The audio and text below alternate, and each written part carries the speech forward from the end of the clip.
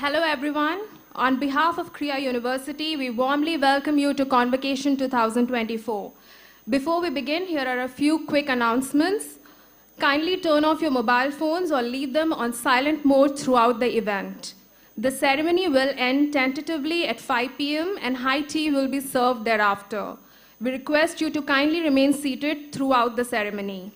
We understand that you're eager to capture special moments of your wards, but we request parents and families of the graduating students to remain seated during the ceremony, please. Professional photographers will be capturing moments from the entire ceremony, and we will be sharing them with all of you. Please be assured there'll be no dearth of images from the day. In case you would still like to shoot videos and images, please do so while being seated. For anyone who doesn't wish to be photographed, we hope you have collected the Don't Photograph Me stickers from the registration desk and have pinned them on. Our photographers will be sensitive and take extra care to not photograph anyone with these stickers. The academic procession will begin shortly in 5 minutes. I will request you all to rise when the procession enters the hall. Thank you and wishing you all a great day ahead.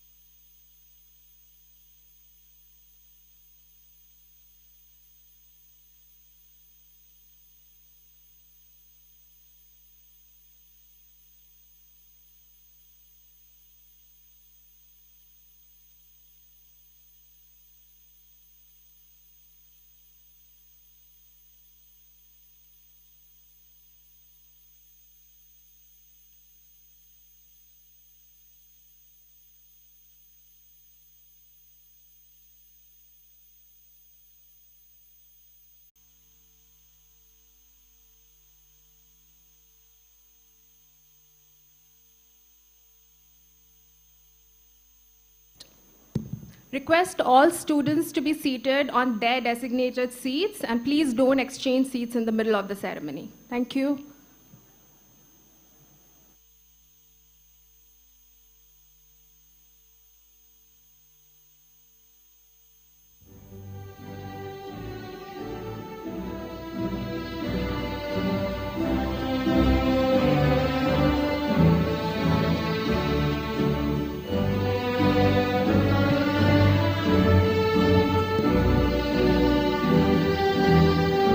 Request everyone to please rise for the academic procession.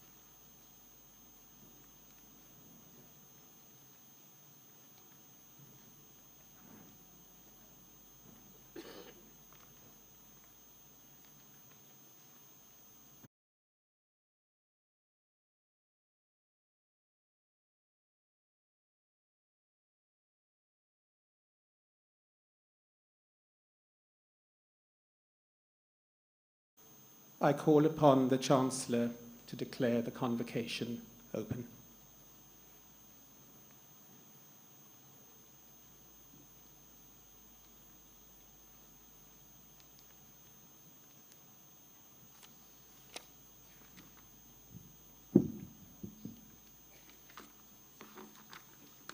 I declare the convocation open.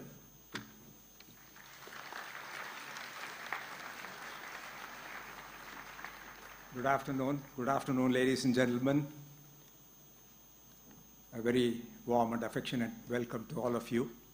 On behalf of the students, the faculty, and staff at Krea, I extend a warm welcome to our chief guest, Dr. Vijay Raghavan, dignitaries, members of the board, parents, guardians, and all the invited guests. And of course, our special welcome to all the graduating students. This occasion is an even more special occasion because of this auditorium, the Music Academy.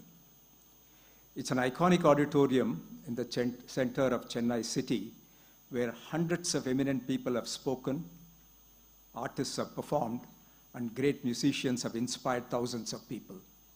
It's truly a privilege to welcome the dignitaries here and all of you students to this iconic academy. The world you're entering is full of opportunities. Opportunities to learn, to innovate, to grow, to lead, and above all, to make an impact in society. We at Krea are confident that we have laid the foundation for you to succeed in this world. Our everyday lives are a repertoire of fantastic stories tempered with creativity, hard work, and resilience. And today, as you take the first official step into this world as graduates, I want you to walk with me through two stories and take away with you lessons that inspire you on a path that is impactful. These are very inspiring stories of achievers. The first story traces back to the 1950s, but the building blocks were laid in a quaint Scandinavian town in Denmark, Billund, way before in the year 1932. This is a story about a skilled and a very hardworking carpenter, Ole Christiansen. Some of you may have guessed what the story is about. Ole Christiansen had a company that manufactured wooden furniture, where he employed a few people. Competitive pressures and an economic slowdown forced him to close his business. He had to let go all his employees, but of course, not all was lost. To cheer his 4 sons, he started making toys from leftover wood. The children loved them. Wooden toys of the finest quality were made in his workshop.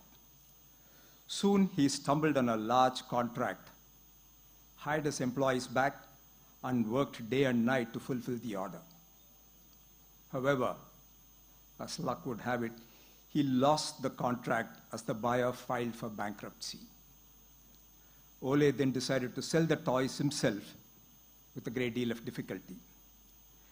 And just when everything was falling in place for Ole, his workshop caught fire and burnt to the ground. Very sad story indeed. A misfortune, and he had to start all over again. One day, at a visit to his capital, Copenhagen, Ole was intrigued by a plastic injection molding machine and bought the first machine of its kind in Denmark, just to learn and experiment with plastic. He started with plastic toys, plastic teddy bears and ducks. Ole and his son Gottfried later on went on to invent self-locking bricks that opened up endless possibilities, giving birth to Lego, the world's largest toy maker. A Lego brick from 1958, in the early years of Lego, would still interlock with the Lego block made today. That was his focus, that was his tireless pursuit of excellence. And to date, it continues to be the largest toy-making company. A legacy was built block by block amid severe hardships through perseverance, grit, innovation, and of course, tireless pursuit of excellence. It continues to be a privately owned, family-owned company, and a very successful one at that. Lego brand values creativity, imagination, learning, quality, just as we at Krea do. And the Lego brand says, we are one half of the story. The other half is the child. We here in Krea say, we are only one half of the story, and you are the other half. Inspiring and developing builders of tomorrow is the spirit of Lego, and so is the spirit of Krea. A wonderful story indeed. Let's now, for the second story, travel to Kerala, to a small village in Thrissur, where this man was born in an agricultural family about 60 years back. At the age of 27, while working in a factory himself, an idea sparked his mind. He used to be a salesman. After doing his master's in science, he took up a job in an electrical company and began his career as a salesperson. And an idea struck, and he took a loan of 1 lakh rupees from his father, and he went on to create one of the largest companies, to etch one of the most illustrious stories of innovation and entrepreneurship. Kuchoseph Chittalapalli. Kuchoseph Chittalapalli is his name. He started V-Guard electrical appliances with 2 employees and paved the way to become a leader in that sector, which is electrical home appliances, and moved on to creating many more projects, almost like a serial entrepreneur in the early years. Created the Wonderla amusement parks and resorts. Many of you will be familiar with that. Vegaland homes for the poor people and affordable housing, and many more such things. Despite all the difficulties that he went through the COVID time, he's come back. Both are listed companies and very successful. But this is not just a story of his determination or his resilience, honesty, and strong business acumen. It's an unwavering spirit to pay it forward. What does that mean? While he created multi-crore winning businesses, he paid unwavering attention to philanthropy and social responsibility. He has pioneered various initiatives through his nonprofit, Chittalapalli Foundation, in areas of skilling, sustainability, protection of plants, trees, birds, animals, and so on.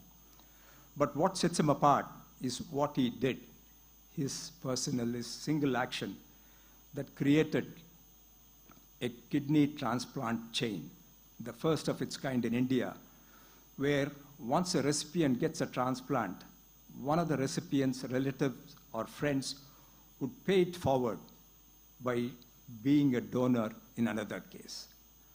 And Kuchoseph Chittalapalli was the first donor to donate his kidney to a complete stranger, an unknown truck driver in need in Kerala. Didn't even know who the truck driver was.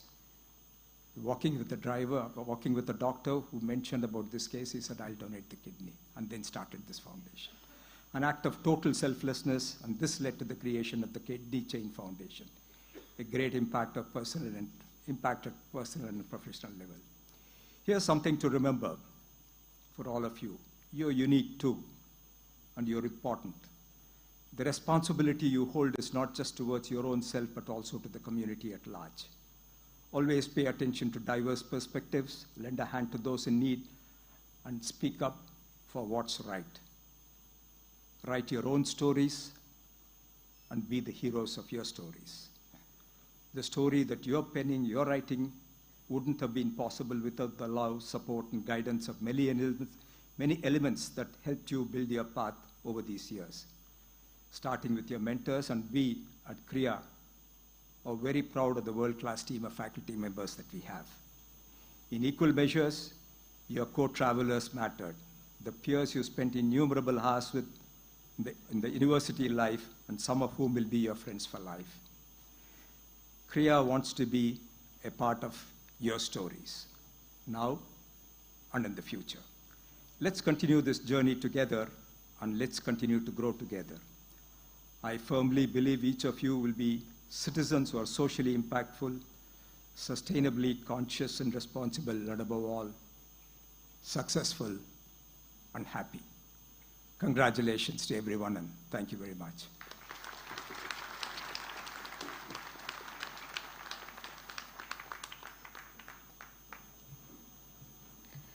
Thank you so much, sir. I would now like to request our Vice Chancellor, Professor Nirmala Rao, to please deliver the welcome address.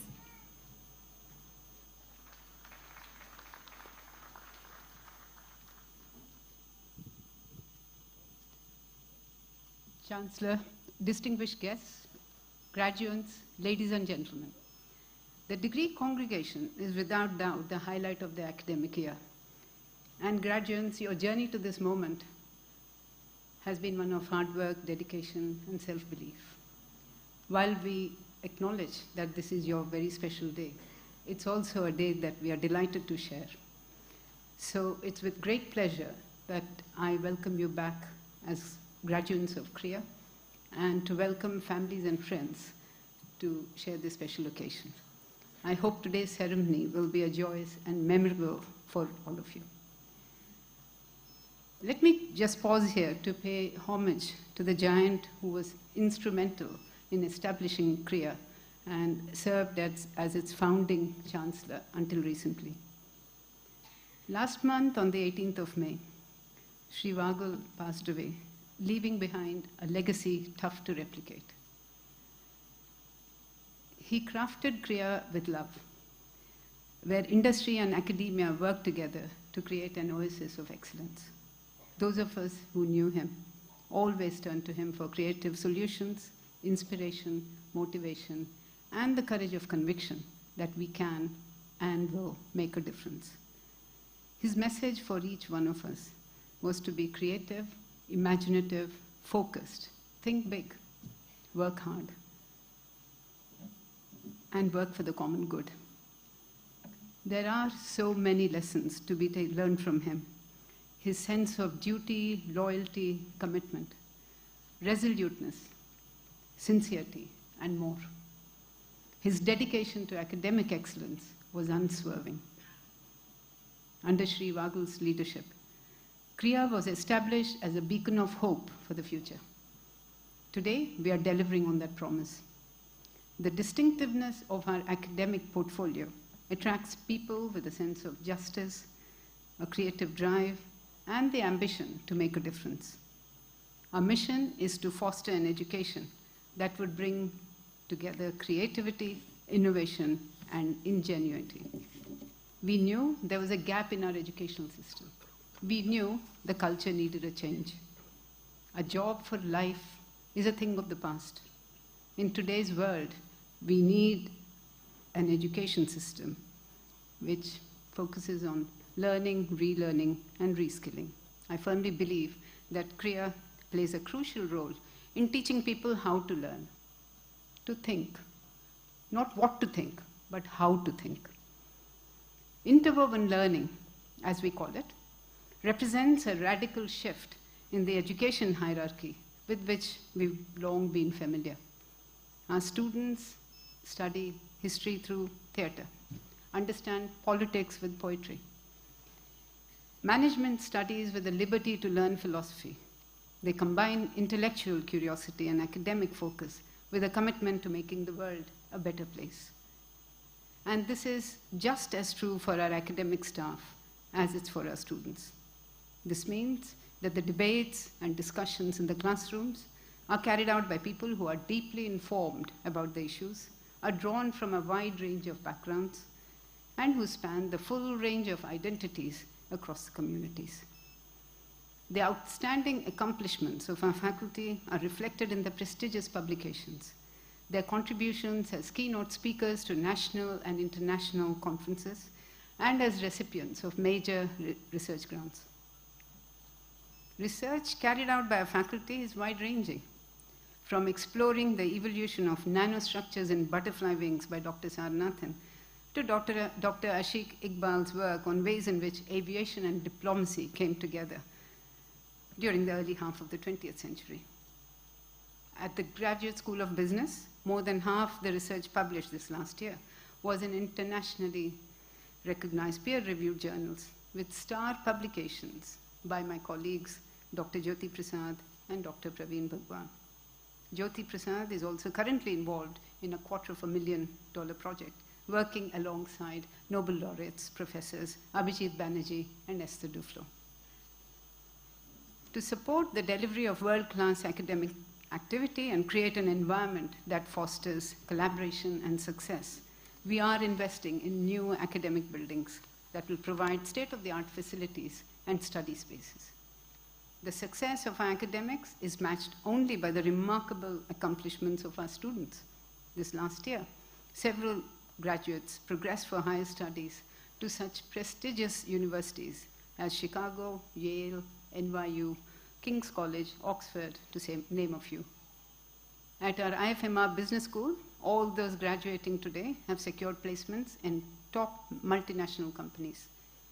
More recently, the school launched the Center for Entrepreneurship, representing a strategic move for Krea towards a future that will increasingly embrace innovation and enterprise.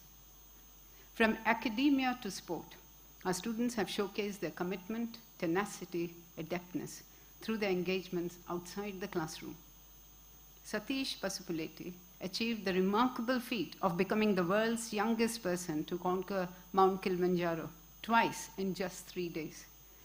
Our theatre club, Rangasthala, secured first place for their play 12 Angry Jurors at the National Festival. Students led the first independently organized TEDx event at Krea. Our women's football team secured the premier place at a national tournament organized by the Symbiosis Law School, Hyderabad, and second at the Pegasus Sports Festival, hosted by CMC Velo. Krea alum Rahul Belind received a special jury mention for the Best Documentary Feature Film at the 16th Jaipur International Film Festival 2024. Graduates, you've come together from across the country, representing a wide variety of backgrounds to enrich and strengthen our community. You worked together, supported each other, encouraged each other. You've succeeded in your studies and have made connections, both intellectually and socially. But my fondest hope is that you have built long-lasting relationships, learned to think in new ways, cemented connections with your mentors and teachers, and stretched your understanding of yourself and what you can be and who you can be. Hope you leave Krea with the fondest of memories and a strong sense of pride. On behalf of the university, may I congratulate you and offer you our very best wishes for your future, and trust that the next stage in your life proves to be the most fulfilling and rewarding. Thank you.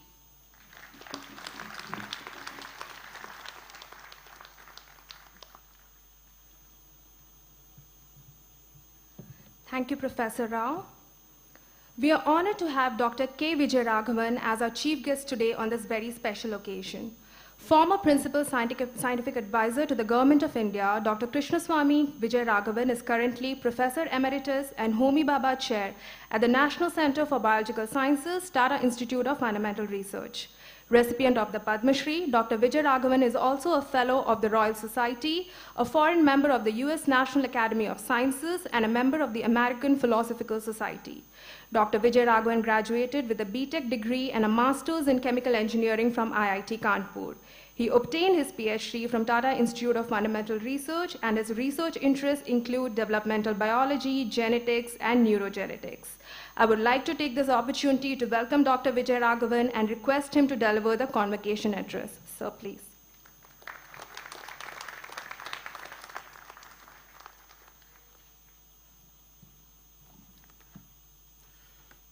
Students, your families and friends, faculty members of Krea University, officials of the university, the Vice Chancellor and the Chancellor, thank you very, very much for having me here today. It's a great honor.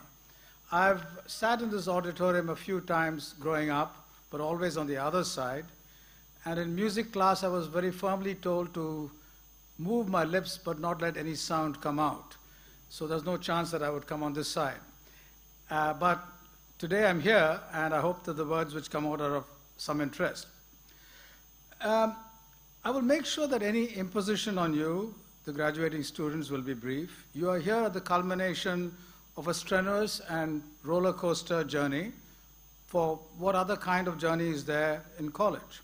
Your thoughts are on getting out of this magnificent and historic auditorium and about grasping your future. The last thing on your mind would be to pay attention to a convocation speech.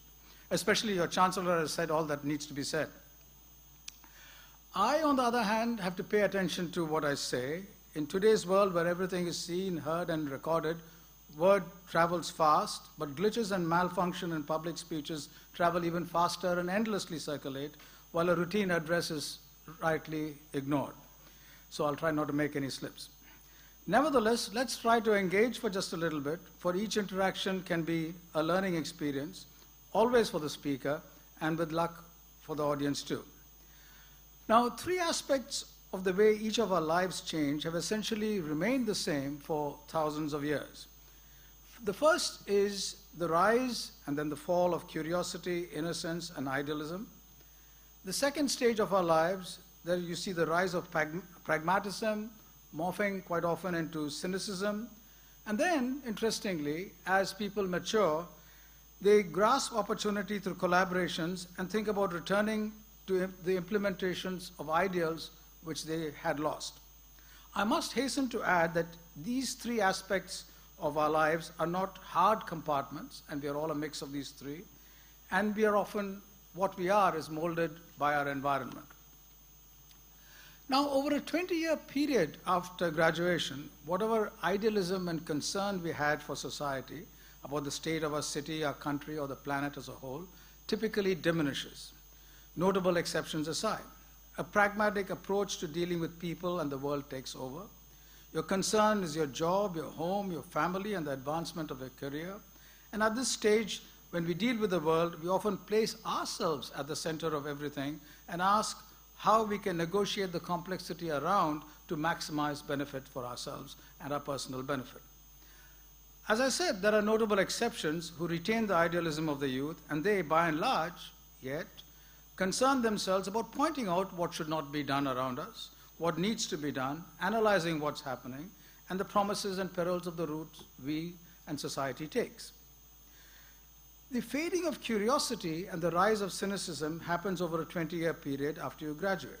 Yet, over a 30 or 40-year period after graduation, even the most die-hard, well-pickled, self-interested cynic changes. Both the materially and intellectually rich then turn their thoughts again to public service and public good, and this happens quite a lot. So one should not underestimate the very real contribution to our societies that each of these kinds of people make over space and time. And at any time, the world has all kinds of people, and people who over their individual lives were each of these kinds of people. So there's no point in saying that you should be like this or should be like that. People are, what they are, and they keep changing. This is just the way the world of humans has been, and it is now. And as fresh graduates, you'll see these kinds of people in the world, and you will become them as you grow. Your opinions will keep changing, but the fact that you're right will not.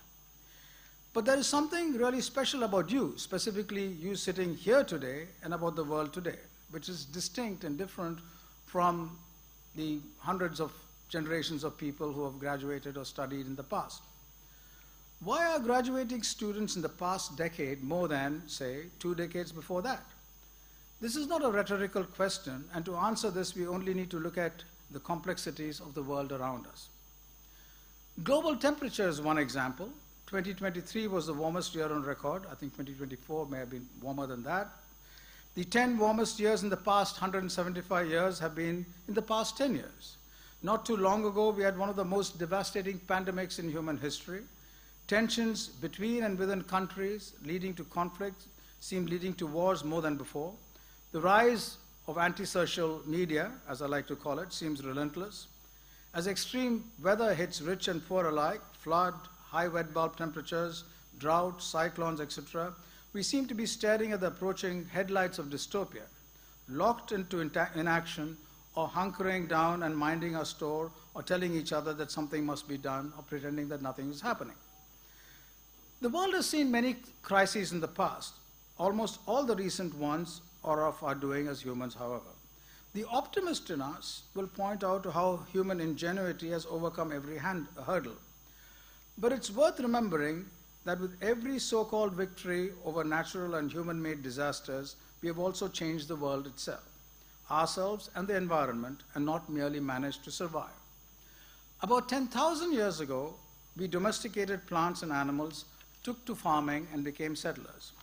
Millennia later, the world is a very different place. 10,000 years ago, humans, our pets, and our livestock were 0.1% of vertebrate biomass. Today, humans, our pets, and our livestock are 98% of vertebrate biomass. In reaching this state, we have brought prosperity to billions, suffering to as many, saved hundreds of millions of lives by preventing and curing disease, yet access to health for all remains a challenge. The Haber-Bosch process snatched nitrogen from the air to make limitless fertilizers and make large populations viable. It also was the engine for the creation of chemical weapons. Energy from fossil fuels has driven prosperity across the world, and material from petroleum are ubiquitous, from your cooking gas to your computer. Yet these industrial processes are also the major source of greenhouse gases. Renewable energy promises perpetual escape from this, yet their life cycle impact on the environment and their costs are concerns. Nuclear power, first used devastatingly in Hiroshima and Nagasaki, is clean and green, but activism will not have it in their backyard. Germany, for example, will shut down its nuclear plants, but buy energy from nuclear plants in France, from nuclear plants based in France. Human intellect and ingenuity, particularly since the Industrial Revolution, has been stunning in its achievements. We have not only a continuing understanding of nature's engineering, from the origin of the universe to the present, but we've also become nature's engineers in the process. We started by being one small object on the canvas of our planet, struggling for survival. Today, we wield the paintbrush on the canvas of Earth, and we can paint the future. We are therefore responsible for the entire planet. No other species is. How have we come to this state of our planet can be very simply stated. We manufacture products at apparently low costs by not including the cost of the environment or human damage. Paying real costs today will make goods more expensive. We have simply decided to defer these costs to future generations, or to countries and societies other than our own. Yet, today's world and today's youth have a demand. We want development and the upliftment from poverty rapidly, yet we want it without ravaging our economy, and we want all this done frugally. And we want this done without exploitation of people within our countries and elsewhere, and of the environment. This seems like a pipe dream. The world's history has been one of progress locally at the cost of devastation beyond our walls. Is this new demand feasible? Not only is it feasible, but the agents of change are sitting in front of me, you. You have a 20-year run to rescue the planet while making you and others prosperous at the same time. The tools of science and technology are there for you to use wisely. Shaping our societies to a willingness to look at planetary good is a bigger challenge than the science and technology tools. While it is true that we have increasingly polarized views talking past each other, we have also the social ability to address prosperity and sustainability and get people along with us. To succeed in this task requires, importantly, three kinds of people. Those who sit in the front row of every class and understand every subject well. These people have great domain understanding. Then there are those in middle rows who sometimes pay attention and most of the time look out of the window. And these are also very important people because they have an understanding of what's happening outside. And finally, there are those who should have been in the last rows, but the last rows are empty. They skip class to explore the outside. These perhaps are the most important people. College is about friendship and camaraderie, and these three classes of people working together can change the world of tomorrow, and this can only happen when all three work together. The people who know a lot about the outside world can connect you to their problems and to solutions, and the people who are at the interface can connect you with people with great domain understanding, and each one of these categories of people are essential. So when in a class there will always be these three categories, and therefore, the future is yours if you all work together and get everyone else to work together. Thank you very much.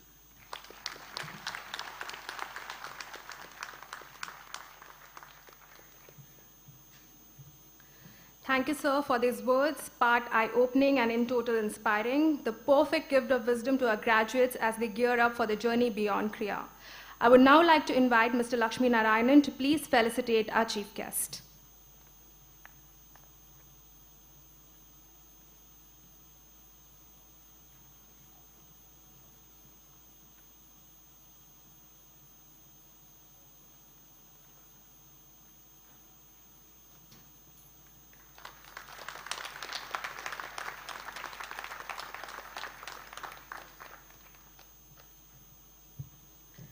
Thank you, sir.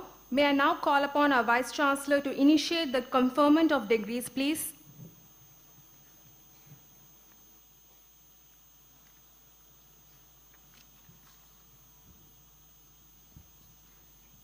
By the authority vested in me by the Governing Council of Krea, I hereby declare that the class of 2024 has fulfilled the requirements for the award of Bachelor of Arts, Bachelor of Science, Master of Business Administration, and doctoral degrees. I now invite my colleague, Dr. Prithvi Datta Chandra Shobi, Dean and Professor of History, to come onto the stage and read the names of the graduating students from the School of Interwoven Arts and Sciences.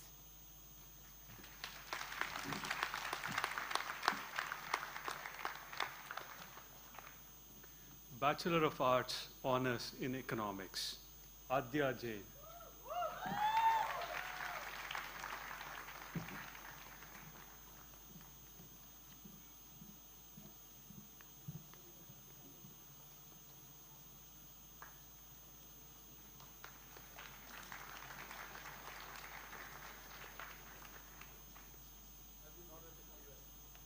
Arnacho.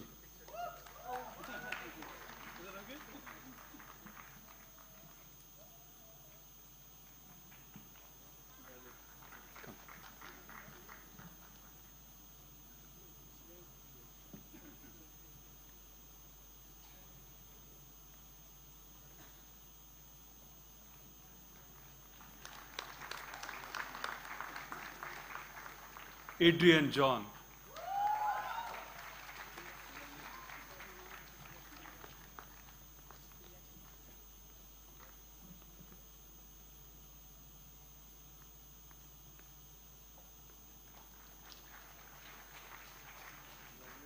Ahanya Apaya.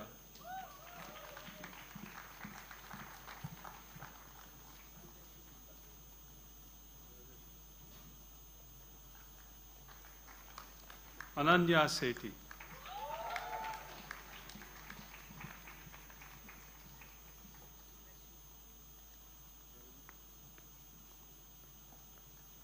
Ananya Vardi.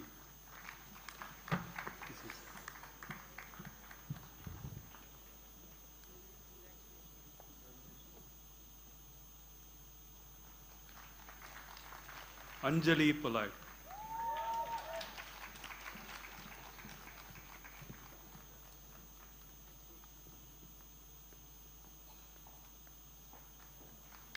Antara Parekh.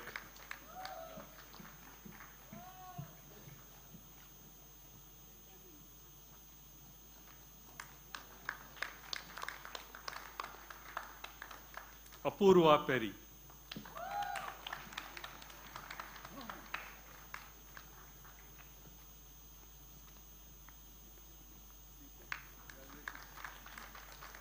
Arshia Khattar.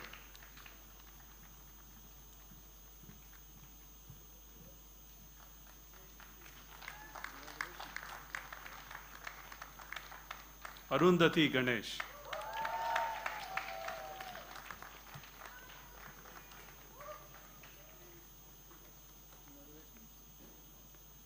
Aryan Nanda.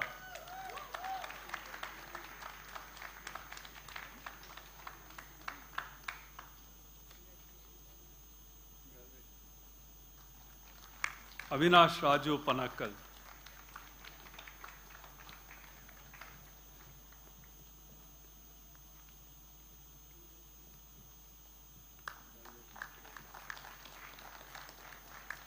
Caroline Joseph.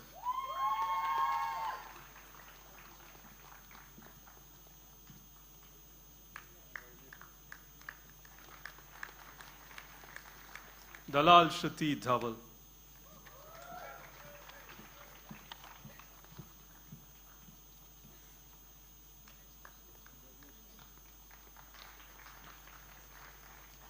G. Smriti.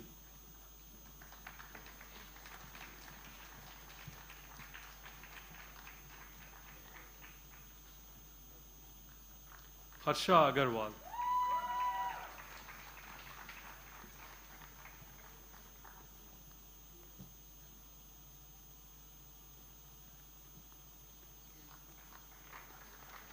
Hemant Ravi Megawat.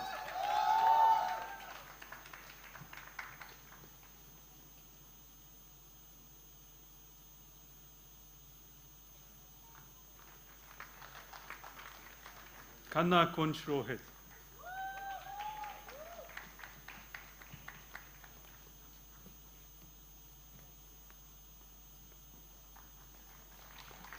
M. Madhumita.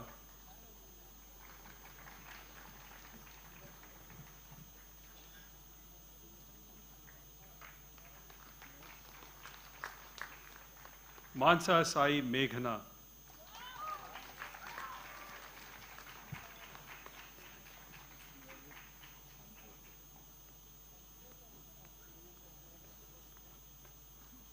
Meghnath Dasgupta.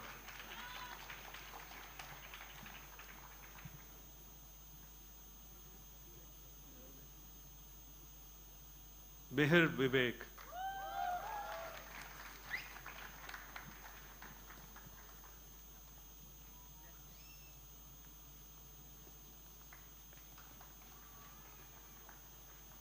Mitra Tannavanna.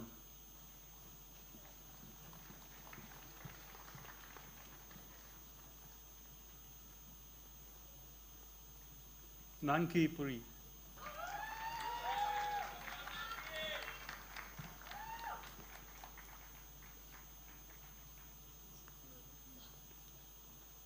Paridhi Roy.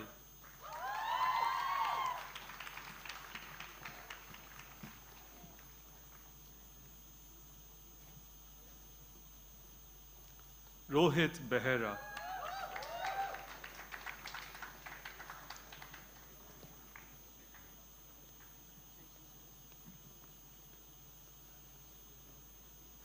Sanya Dhawan.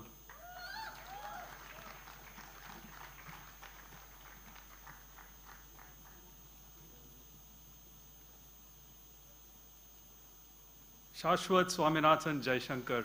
Shashwat also is the topper in economics.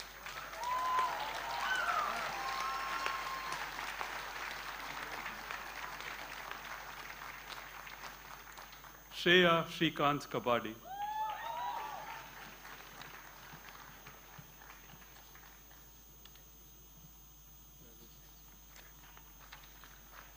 Shriya Mishra.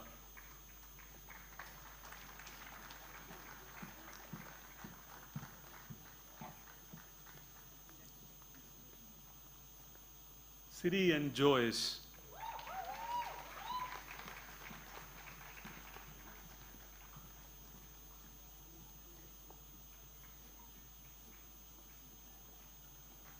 Sonika Manish Chalani.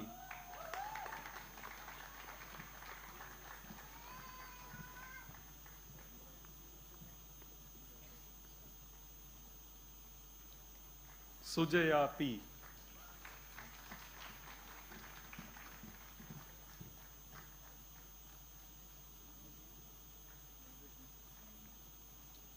Sundari Sriram.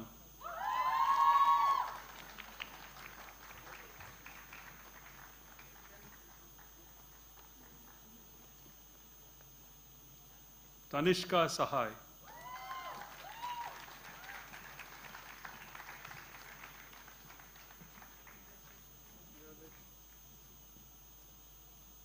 Vani Jain.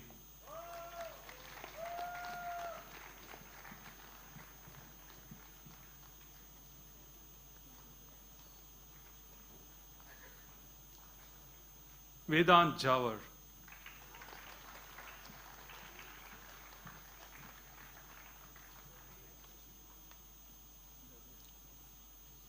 Vedant Oswal.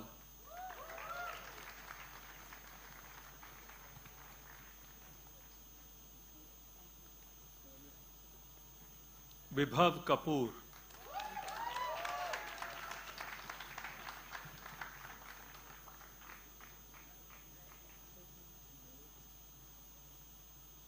Bihan Manish Jha.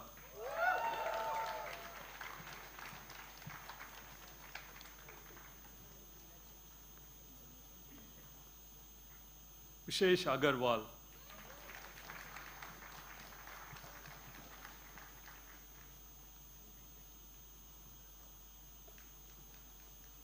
Yashasri Gorle.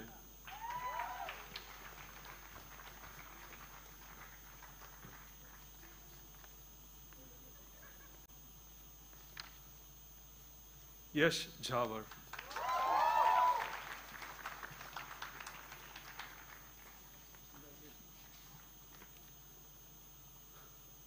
Bachelor of Arts, Honours in Environmental Studies, Megha Amudan, topper. Megha has also secured the highest CGPA in Environmental Studies.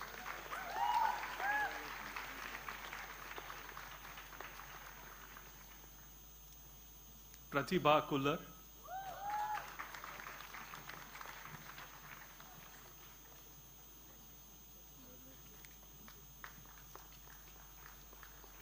Bachelor of Arts, Honours in History, Sanjana Yoga.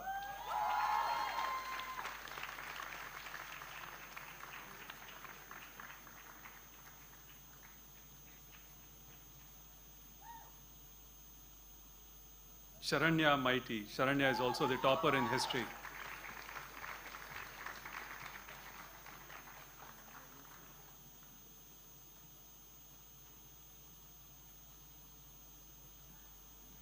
Bachelor of Arts, Honours in Politics, Devika KP.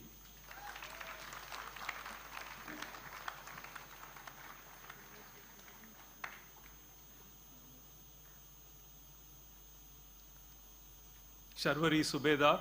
Sharvari is also the topper in politics.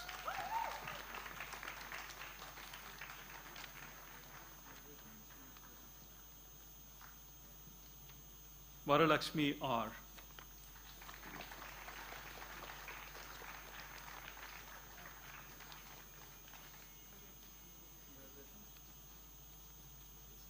Bachelor of Arts, Honours in Social Studies, Anuttaman A.B.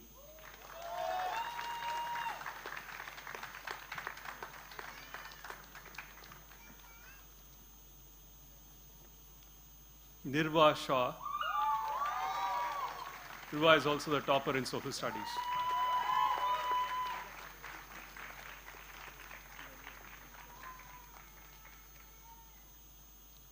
Sagarika Reddy Siddhavatam.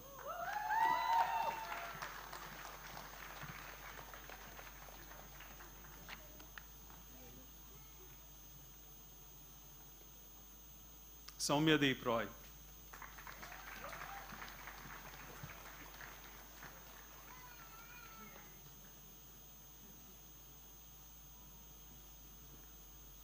Bachelor of Arts, Honours in Economics and Environmental Studies, joint major, Agnij Purushottaman.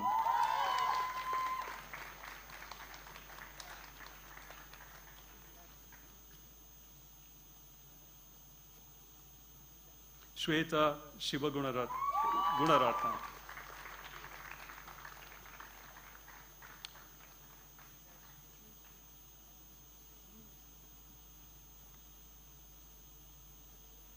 Bachelor of Arts, Honours in History and Politics, joint major, Pranita Gopalakrishnan. Yes. Pranita is also there.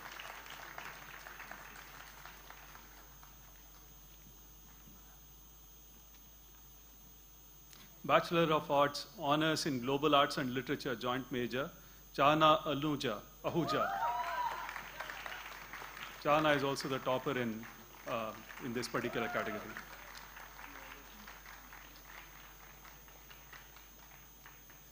Sara Subhash.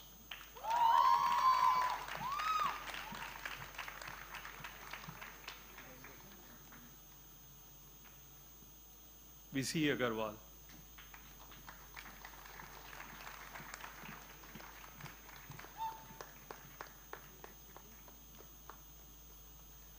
Bachelor of Arts, Honors in Literature, Aditi Vishwanathan.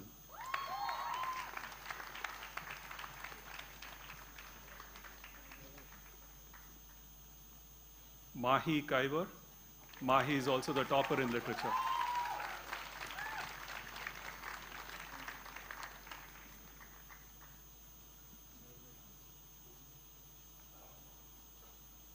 I now invite my colleague, Professor Shivkumar Srinivasan, Dean of Research and Professor of Physics, to read the names of students graduating in Sciences and Postgraduate Diploma, please. Bachelor of Science Honors in Biological Sciences, V. Divya.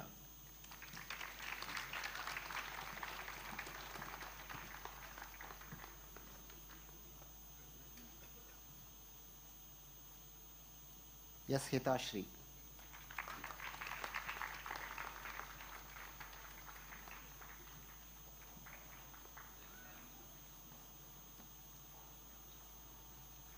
S. Jayalakshmi.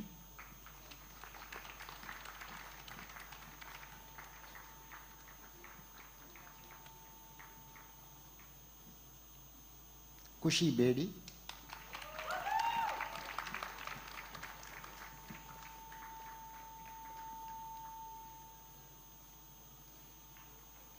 Mahika Deepak Jaising, she is also the topper in biological sciences.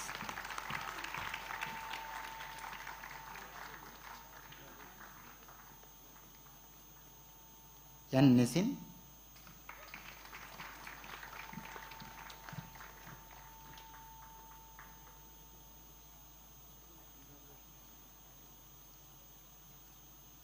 Riya A. Parekh.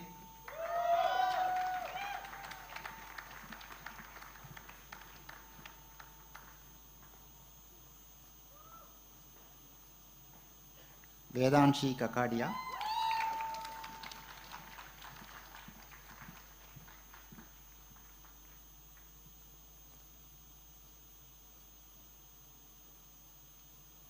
Bachelor of Science Honors in Chemistry, K. Induleka, she is also the topper in chemistry.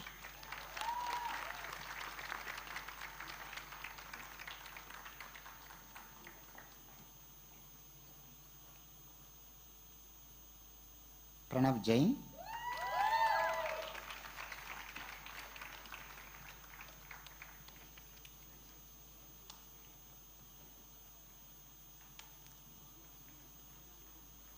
Shrishma Ravi.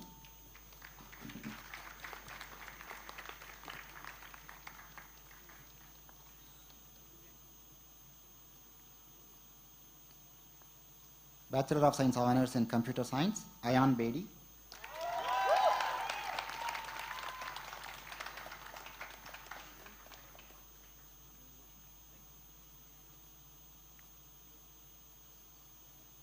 Disha Sharma.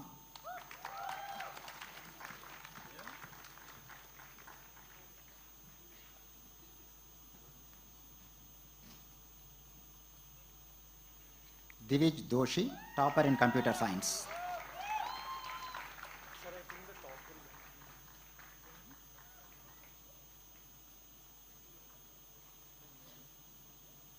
Riba Philip.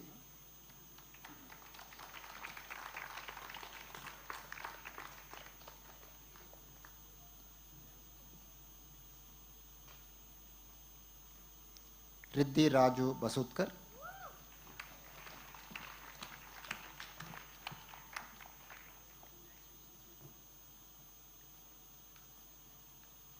Stuti P. Ajmira.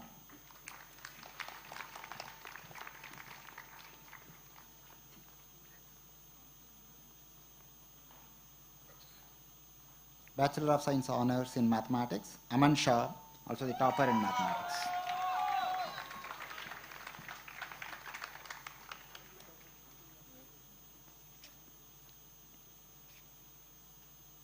Bachelor of Science Honors in Physics, Kirtana Karthik.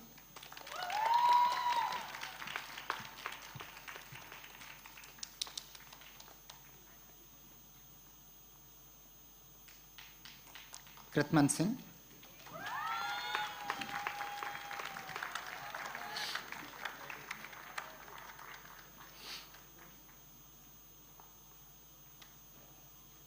Bachelor of Science Honors in Psychology, Akriti Singhal.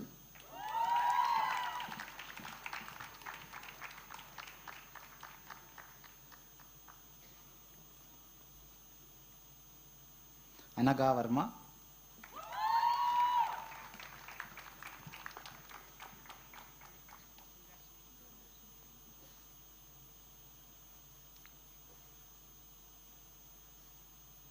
Anika Chaudhary.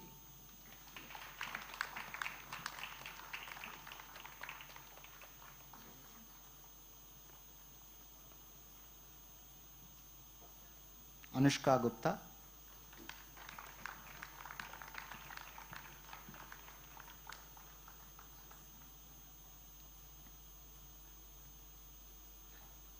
Aparajita Ramakrishnan.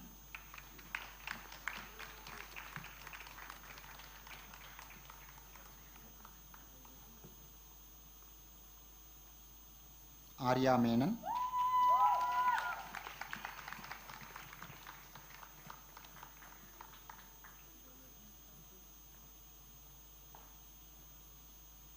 Bhavya Sharma.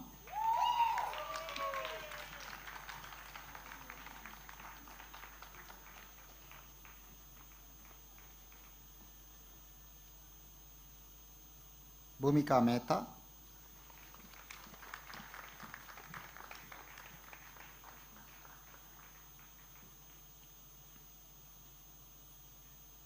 Darshan Ranjit, psychology topper.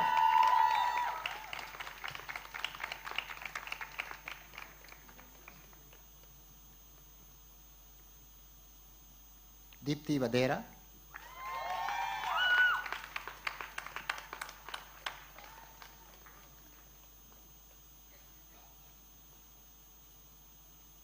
Varunavi.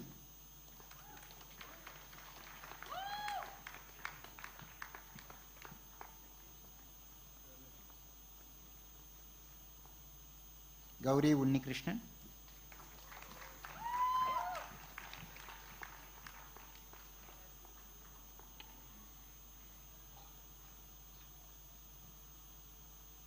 Janayat Singh Beri.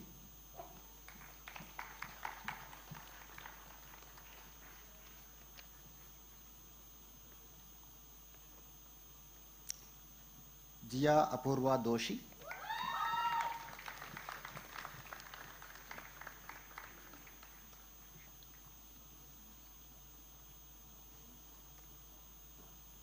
Johanna Zagir Hashmi.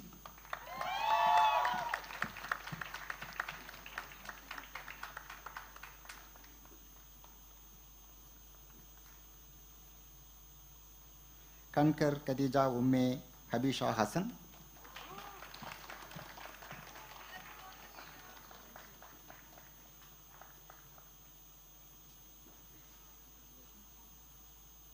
Manvi Jain.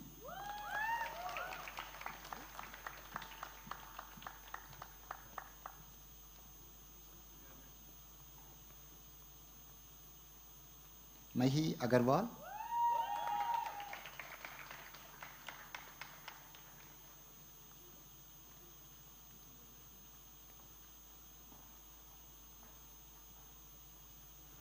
Maithili Dar Nair.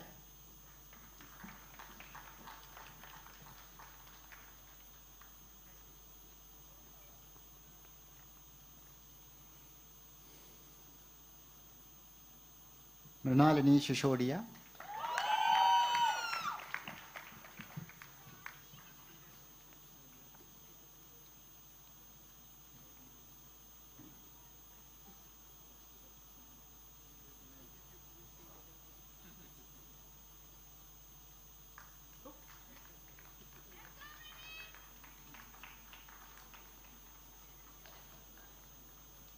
Nishka Agarwal.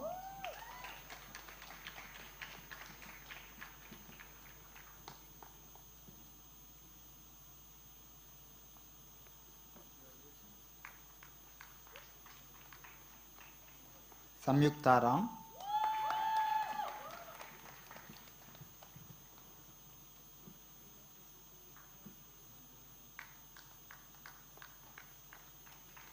Sanjali Ajay.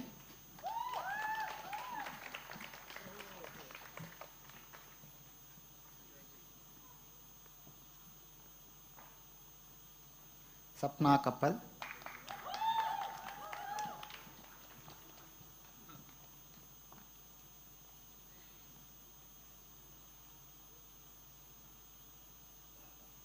Sumati Vaidya Subramanyam,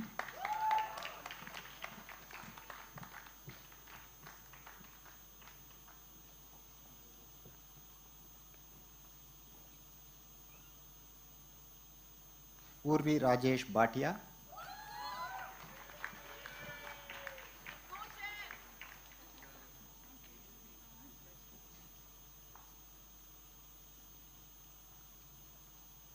Ved Narayan Jayakrishnan Verma,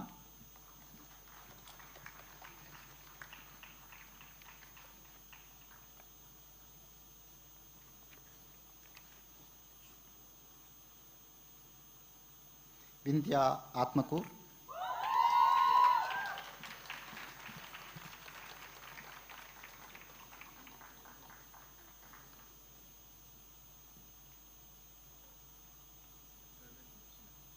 postgraduate diploma now.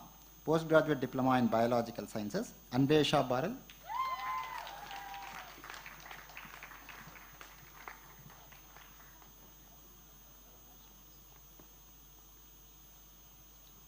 Disha Jeppu,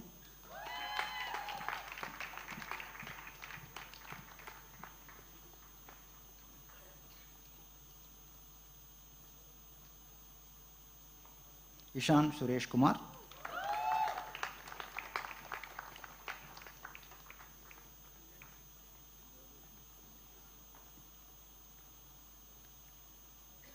postgraduate diploma in chemistry, Alina Mehta,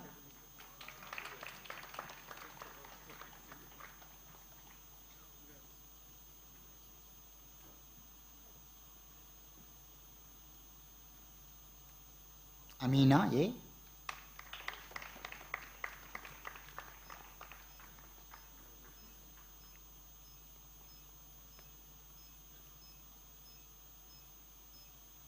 Kaustav Mehta,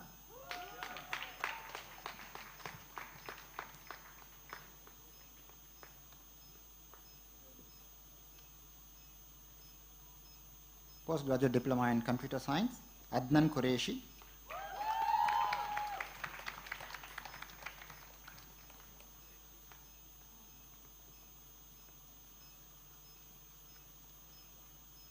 postgraduate diploma in economics, Aryan Garg,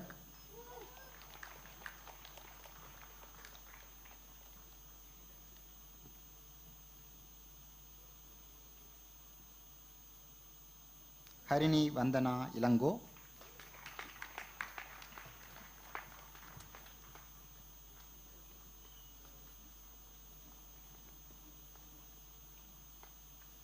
postgraduate diploma in environmental studies, Bhavya Kandhari,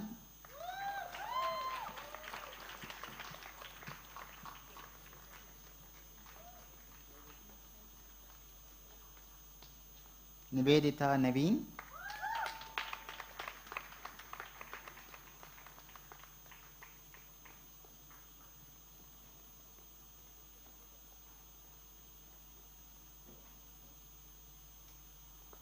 Tanvi Kadakko, also PG topper.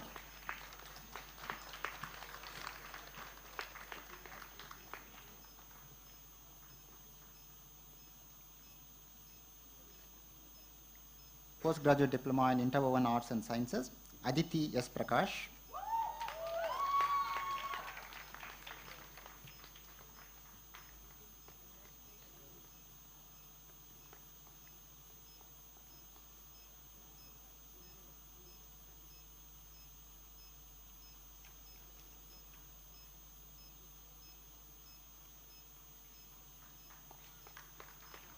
Advai Tolia,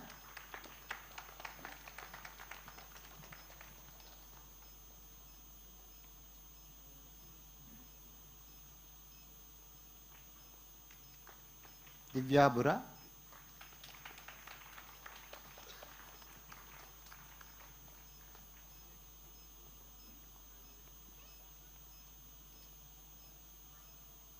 Manu Maithil Murali,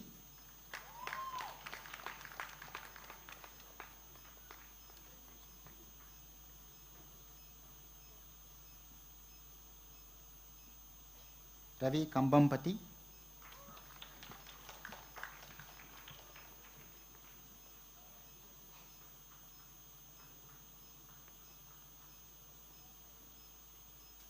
Sujit S.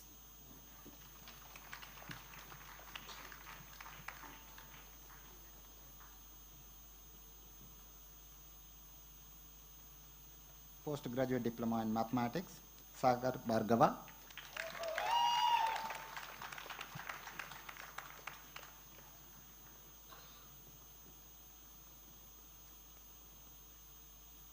Postgraduate Diploma in Physics, Atmesh Govind.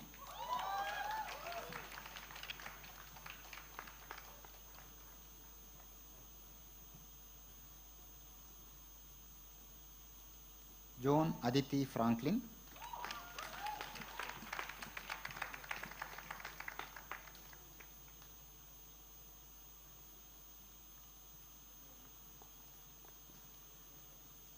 Omkar Nandish Hairmat.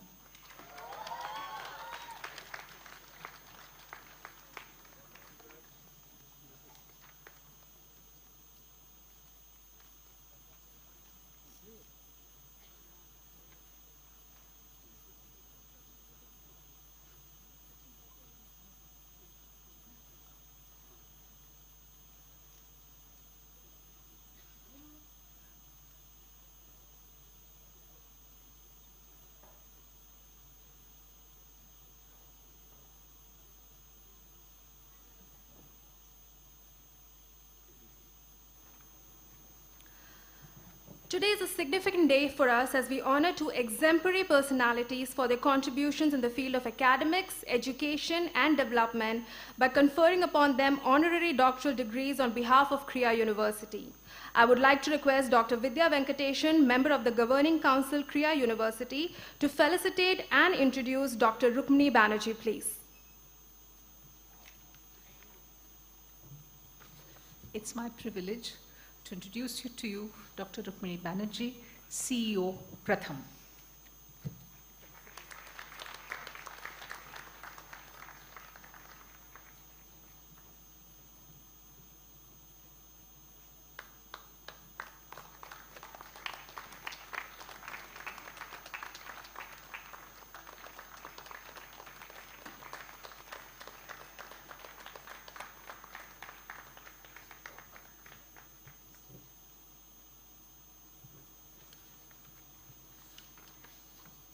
Krea University deems it its pride and privilege to award an honorary doctorate to Dr. Rukmini Banerjee, CEO, Pratham Education Foundation, an NGO established in 1995, which focuses on high quality, low cost, and replicable interventions to address gaps in the education system.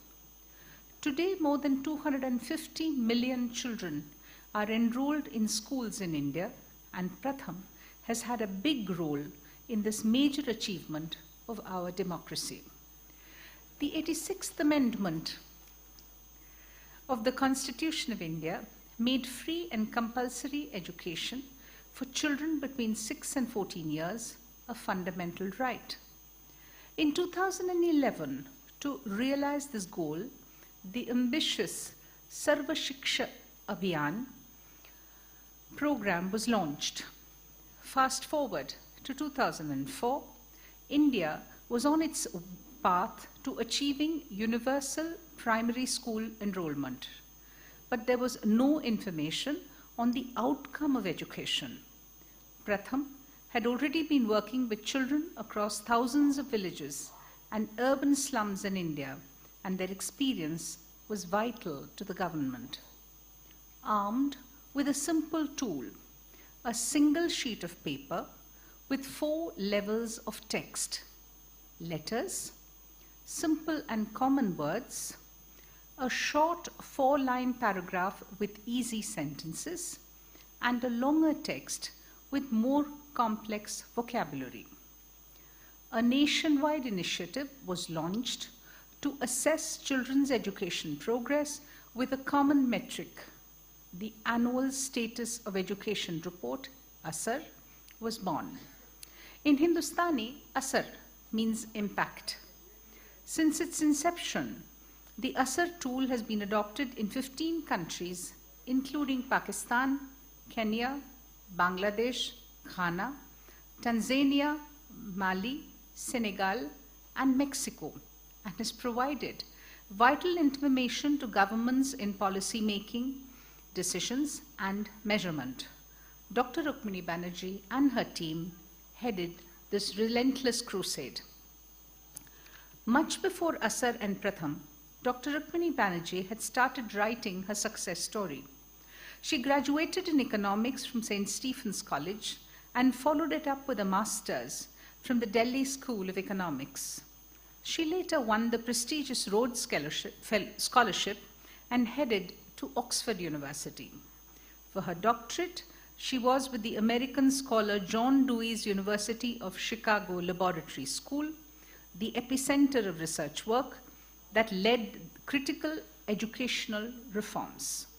During her time there, she volunteered with local government middle school in the ghetto, which provided her with insights into undergraduate children and their education. This experience piqued her curiosity to observe how education and learning unfolded in government schools back home in India. Each summer, Dr. Banerjee came to Delhi and studied 30 municipal corporation schools in Delhi's Ambedkar Nagar. Very soon, she started working with renowned economist and social scientist Jean Drèze and a team that further shaped her thinking and work. Dr. Banerjee soon relocated to Mumbai and wished to work as a researcher with Mumbai Municipal Corporation schools, who, of course, refused her the opportunity, shocked at the background she came from, and requested her to go back to Delhi. The closure of doors can often be the beginning of a resilient chapter that creates history, and such was the case here. Rebuffed by the BMC, Dr. Banerjee came across Pratham, which was just an idea taking birth at that point, and the rest, shall we say, is history. Since 2015, Dr. Banerjee has been the CEO of Pratham.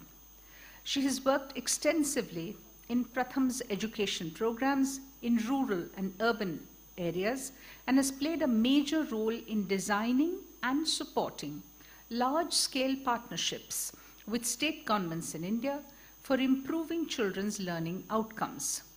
Pratham's teaching at the right level approach, where teachers assess and group children by their level of learning, not their age, not their grade, is a critical tool that Dr. Banerjee and her team have been responsible for.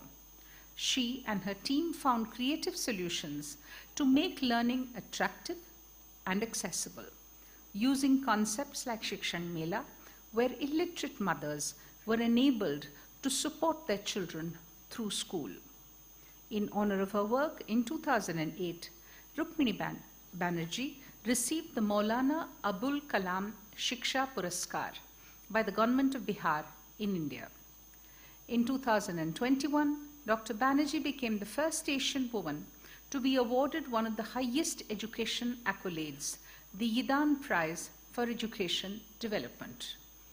Dr. Banerjee has led by example through her unyielding work in paving the way for quality education for young children, of how evidence, advocacy, and impact are a triple force in bringing about transformation. She showed you how more often than not, shocking the system with impactful evidence can bring about the change we envision. Above all these, Dr. Banerjee's work is led by her love for children, showcased not just in her work, but also through the repertoire of children's literature she has penned. Krea University is deeply honored to present Dr. Rukmini Banerjee with an honorary doctorate of letters, Doctora Honoris Causa, DLit, recognizing her exceptional services to education and development. Dr. Banerjee, we at Krea, in honoring you, also honor our founding chancellor, Shri N. Vagul, who was a big-time supporter of Pratham and saw education as an enabling tool, a basic right of every citizen of India.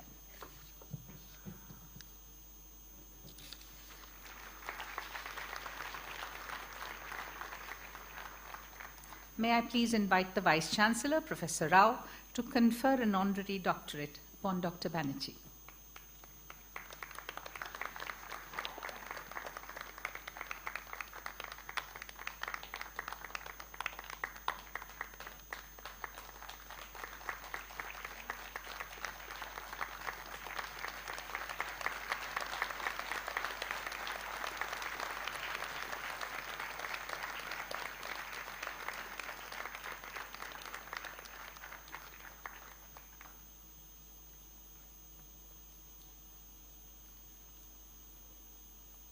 May I invite Dr. Banerjee to kindly deliver her address.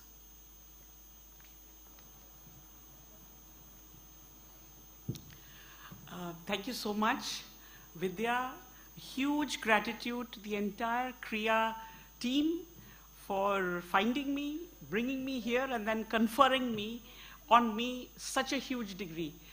I'm thinking about where my previous PhD is. It was certainly not this size. So thank you so much. A couple of months ago, I got a phone call from Mr. Vagul. And as you all know, to Mr. Vagul, it is very difficult to say no. He called me and he said, on 22nd June, please book your ticket to be in Chennai. I didn't even ask him why, because if Mr. Vagul asks for something, you have to say yes. And it's only after I said yes that he explained to me why I have to be here today. We all miss him, but I almost feel like he's here. And he's blessing all of you, and certainly everyone who has made today possible. Mr. Vagul, I think I have to bring him up because he was absolutely critical in the birth and growth of Pratham, just like I think he has been in the birth and growth of IFMR and then now Krea. Very early on, when it was not so well established, he thought that industry could come together with the social sector to really bring about some change, because unless citizens participated wholeheartedly in the growth and development of the country, this would not be possible. And I think among the citizens that he pulled together across a wide social spectrum were many, many people, influential people in industry, and he led the way in doing that. So we all owe a huge debt to Mr. Vagul's forward thinking and his ability to interweave people of different types, and therefore people who could bring together very different kinds of learnings. Many years ago, I was invited by a very renowned university in India to come and speak about the link between higher education and basic education. So to the person who invited me, I said, I can come, but I don't have much to say. So she asked me why. And I said, because at least at the time, there wasn't much of a link. Despite that, she encouraged me to come, and I gave my talk. I said a little bit more than I've just said, and the university never invited me again. So I'm hoping this will not happen to me in Krea.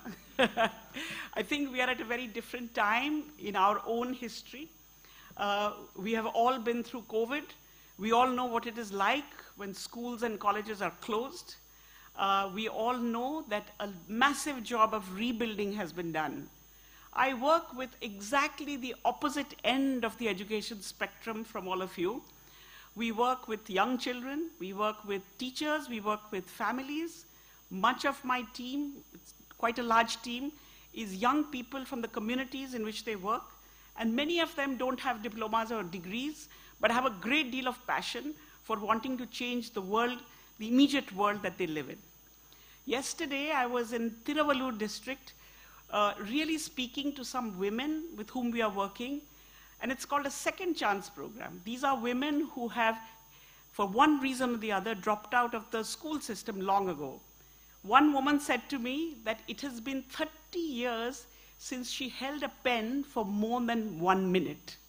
And for such women to finish 10th standard is almost incredible. And I wish they could have a graduation ceremony of this type to celebrate that there are so many achievements that we as a country are able to do. During COVID, we had a new education policy, which is in operation right now. I have no idea about higher education or the complexities, but what I can say is that the new education policy, at least for school education, lays out a very, very simple goal. The goal is that by third standard, all children will be able to read and to do basic arithmetic. My own experience of 30 years tells me, and I think Mr. Vagul would agree, that this is a very doable goal for a country like ours. But it will happen not only if school teachers and parents help the children, but if we all take it upon ourselves to say that within the next 5 years, this goal is actually doable. And if this goal is doable in India, it will be a shining example for any other country, many of whom suffer from the same problems. Last night, I happened to meet a young lady who is graduating today. She's, I'm sure, somewhere in this audience. And her proud father took a picture of her and me. She has earned her degree. I have just been given my degree. And so I wish all of you, with your hard-earned degrees, to go forward. But remember that along with you, make sure that you also think of the many, many young people in this country who also need to take not one or two, but many steps forward in this journey of learning. Once again, thank you very much to Krea. It's a huge honor for me to be here, and I wish all of you the best. Thank you.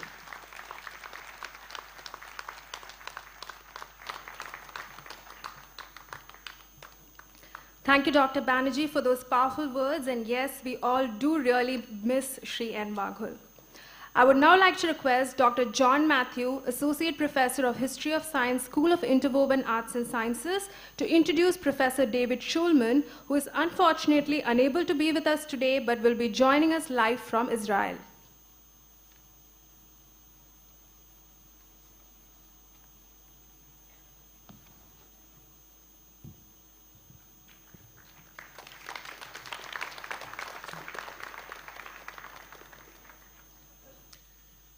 Esteemed Chancellor, Vice-Chancellor, Deans, colleagues, graduates, and distinguished guests,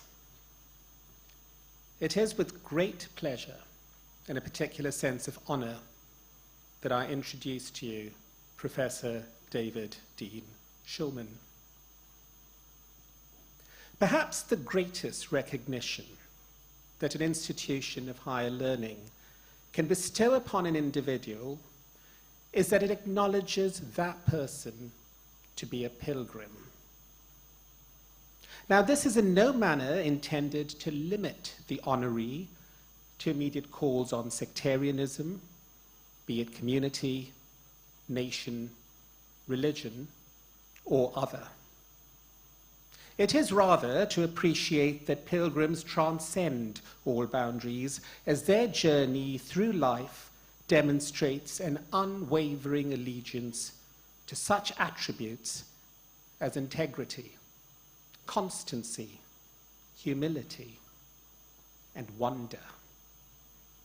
Such is the spirit in which Krea is privileged to honor Professor David Dean Shulman today. In an address to the Tamil Literary Garden in Toronto over half a decade ago, Professor Shulman briefly explained how he came to his subject of unparalleled expertise, Tamil. As an emigrant student from the United States of America at the Hebrew University of Jerusalem, reading Islamic history, Professor David Shulman was induced by a leading academician to consider India, a country that was still largely untrodden territory in a linguistic sense, for his alma mater. Around that time, Chaim Rabin, an acclaimed professor of Hebrew and Semitic languages, urged him to consider Tamil, indicating that its poetry transcended even that of Arabic. Subsequent research in the National Library of Israel revealed slim pickings. A solitary book of Sangam poetry, translated by A.K. Ramanujan. Given carte blanche to choose which part of the country he would call his oyster, it was Madras, now Chennai, which became the site of David Shulman's first field trip. At the time, he was reading Tamil and Sanskrit as a doctoral student at the School of Oriental and African Studies, SOAS, University of London. For Professor Shulman, Tamil was love at first sight, and first sound too.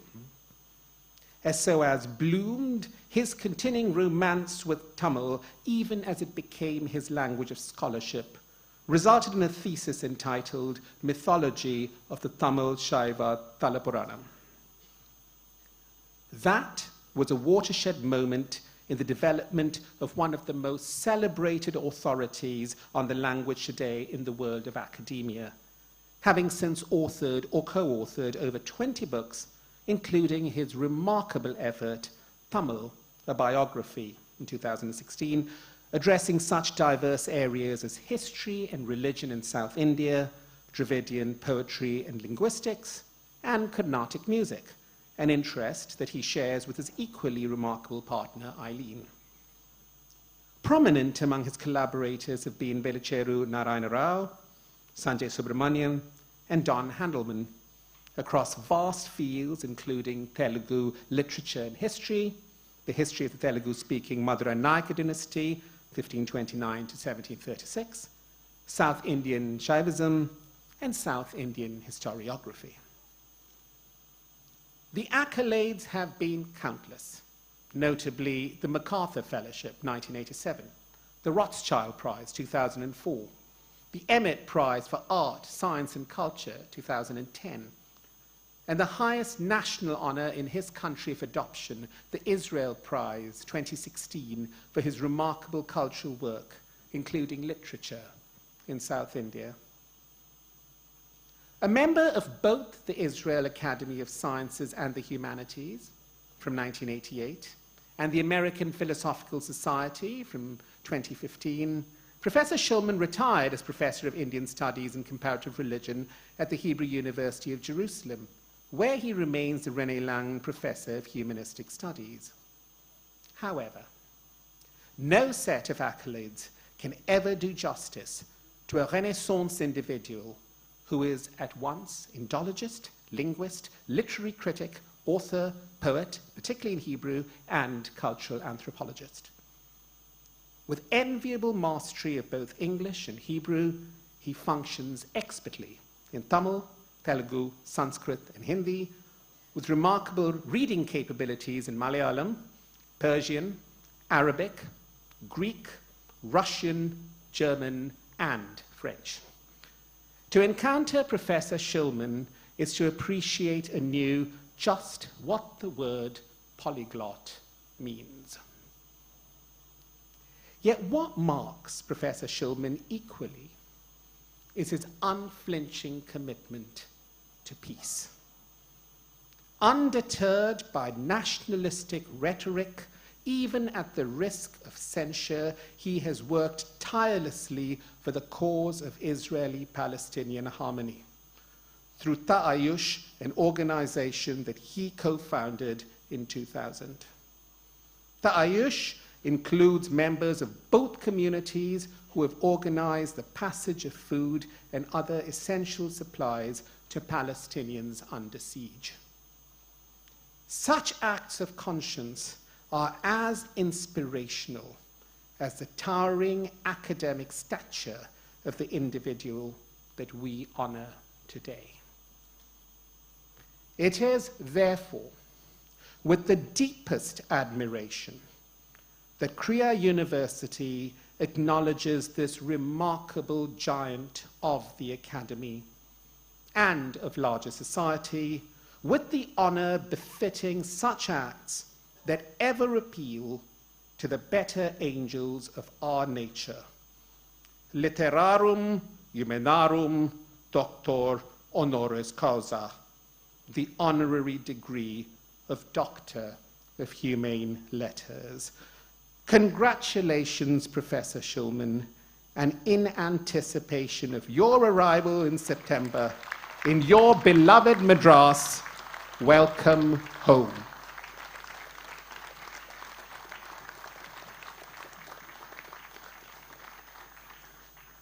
I now call upon the Vice-Chancellor to confer virtually the degree of Doctor of Humane Letters. This may have to wait at some point, but I just want to mark this moment. Thank you.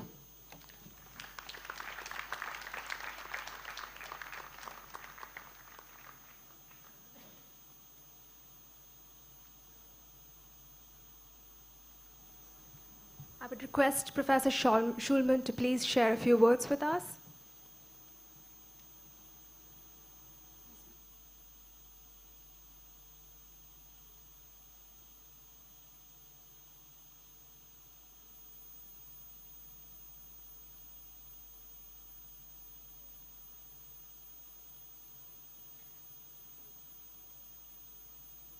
And can you hear me?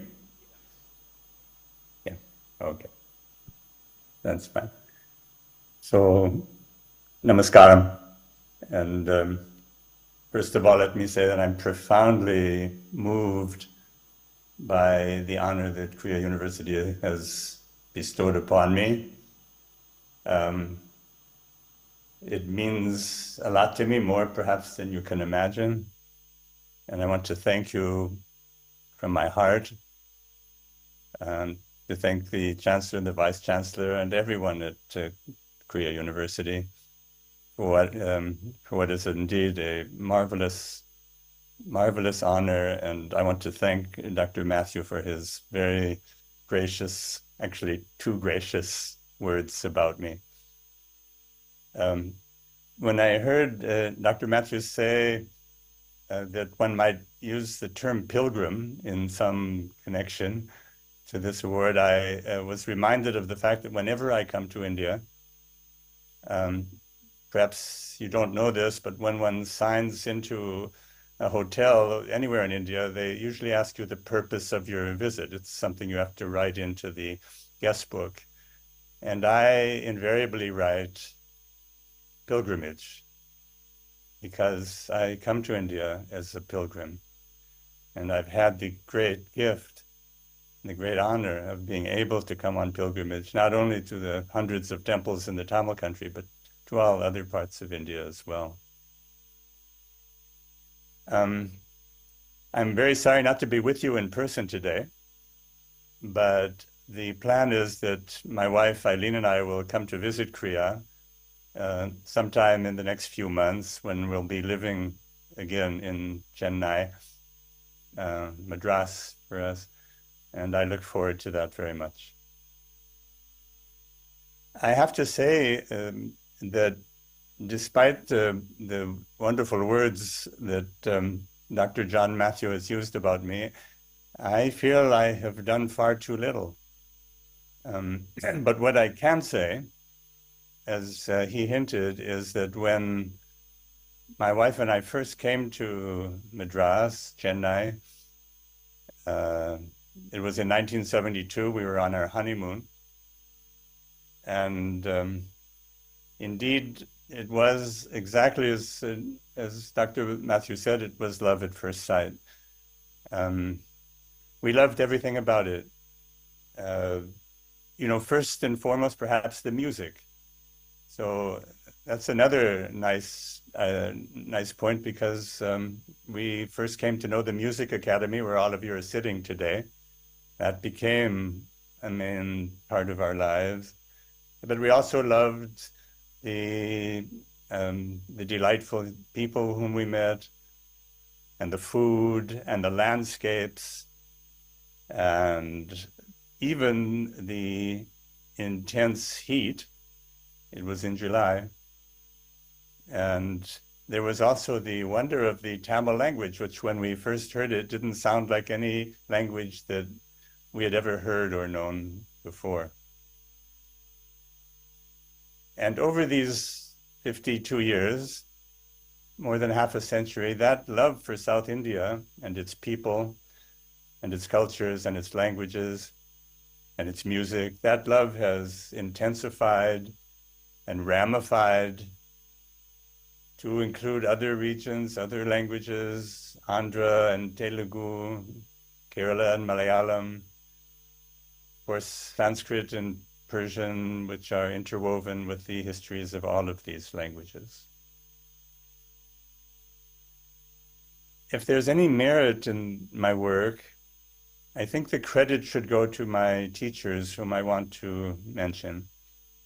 First, my Manasika guru, Dr. John Marr, at the School of Oriental and African Studies in London, who taught me Tamil and much else besides. Dr. Marr, he died about 2 years ago at an advanced age. He was a great connoisseur of Carnatic music, a great musicologist, among other things. And also, he was a direct student of the great Uwe Saminath Iyer, the founding figure of modern Tamil studies.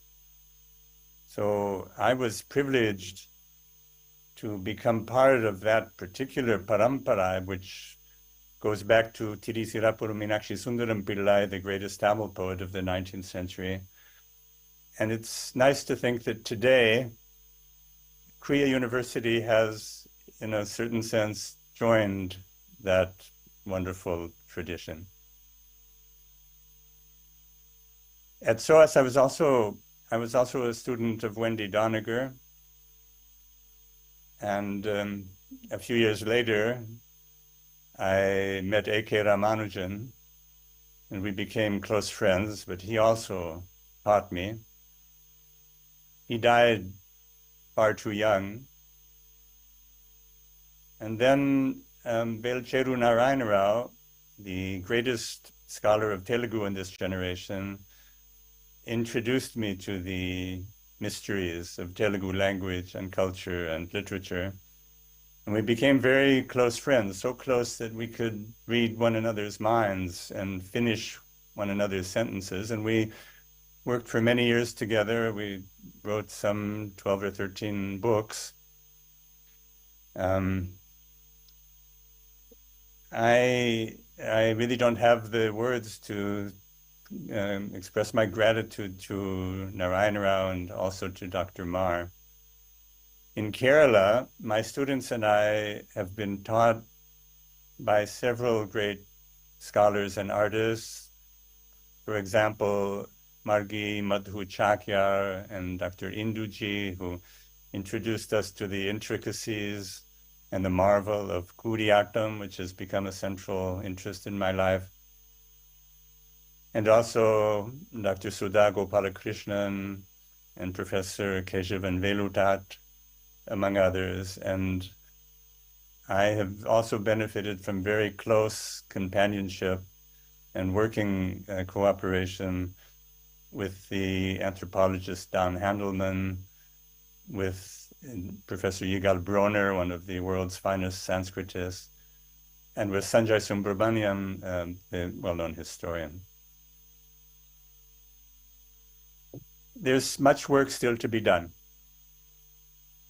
We need to try at least to reconstruct inductively the protocols of reading and listening in all the classical languages of the South, including Sanskrit and Persian, from the pre-modern period, because so much has been lost because of the cultural and conceptual damage that was inflicted by the colonial period.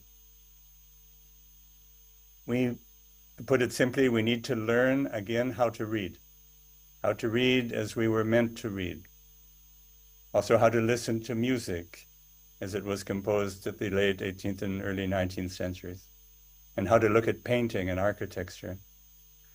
And we need urgently to go beyond the monolingualism that has come into being in so many parts of India, and somehow to recreate the multilingual, multicultural universe that was once the norm, when Telugu and Tamil and Sanskrit and Kannada and Malayalam, also Marathi and Oriya and Kannada, were natural parts of the cultural arena, continuously interacting and enriching one another. I think it is impossible to work in any of the South Indian languages without knowing at least 2 or 3 of the others. I want to conclude by reciting to you a Tamil verse, which is relevant to this moment because it's about Pottapinadu, which is where Krea University is situated, as you know, very close to the great temple of Sri Kalahasti. So here's a verse, actually it's the first verse of the C. Kalati Puranam, which was composed in the 17th century by a great Tamil poet, Dorimangalam Siva Prakasa Swamihal. And he has something to say about Pottapinadu. I'll recite the poem first in Tamil and then in English. Madin manilan kandirinai varisilai kuravar Udalai men mori pedayar pachilam kodipul paduma men kayal nitupe parivudan areikum udumai konda vel kudutta Pottapinadu. So, in English, soft-spoken women of the hunters with their long bows offer fresh grass to the deer who abides in the moon. I hope all of you know that the black shadowy spot in the moon that we identify in various ways in the classical literatures of India, that's always thought to be either a rabbit or a deer. So these soft-spoken women of the hunters with their long bows offer fresh grass to the deer who abides in the moon with their gentle, loving hands. And the mountains echo with amazement and with a sense of something new, Pudumai, that murmuring music of their call here in Pottapinadu. So Pottapinadu is home to Krea, and Krea is clearly a very special place. For one thing, the mountains apparently are so high that they reach up to the moon so that the women of the hunters can offer fresh grass to the deer. And the goddess of Sri Kalahasti, Jnanaprasunambika, the goddess whose hair is redolent of wisdom, she's very close by. I feel sure that that fragrance has infused the lives of all of today's graduates. And I think that together we have to listen to that special music that the poet has described. So my congratulations to all the graduates who have completed their degrees. And once again, my heartfelt thanks, my deep gratitude to Krea University and to all of you.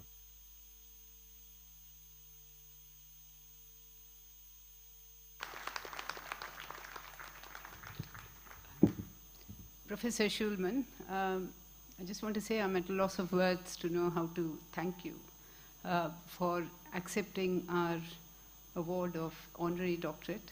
We are indeed very sorry you're not here in person, but we look forward to welcoming you and Eileen when you come in September, when we can celebrate the occasion fully, and of course, a chance to visit Sri Kalahasti. Thank you so much. Thank you.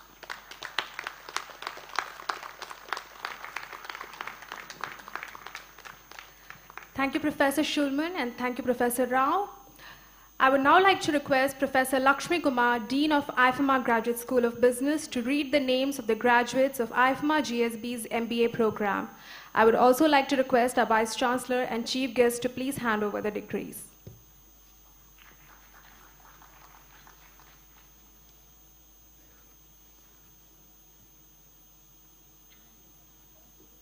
Anchal Goyal.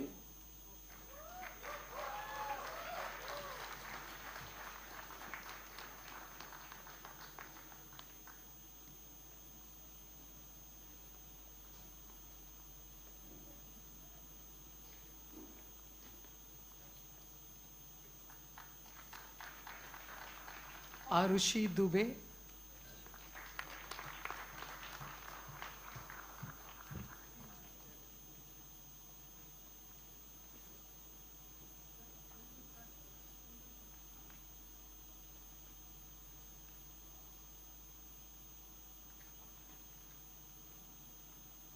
Astha D. Nankani,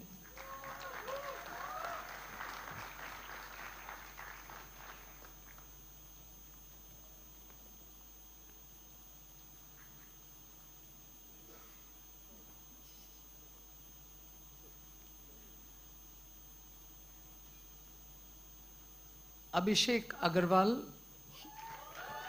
He also gets the Dean's Merit Award for 6th rank.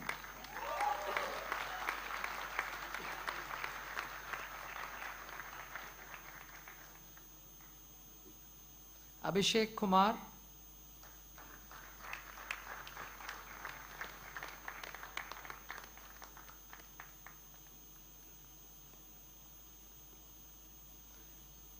Aishwarya Vedachalam.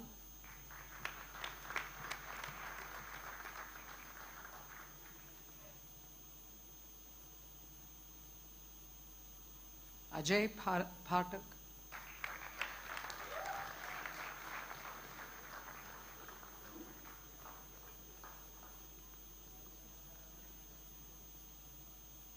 Akriti Soni.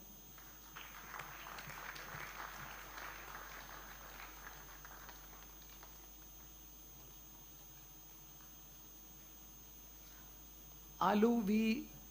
Chi SSJ Akhil.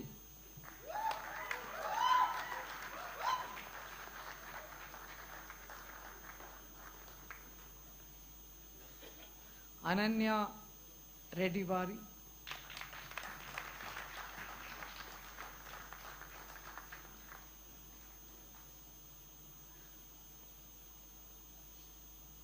Anjali Singh.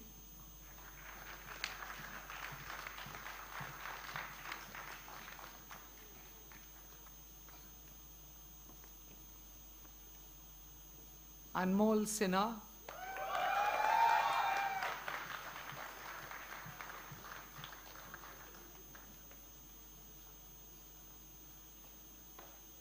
Antara Kumari.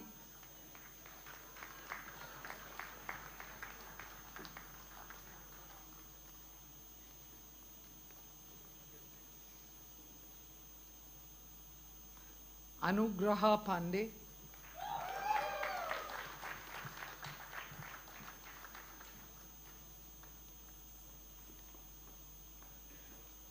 Anuradha Giridhar.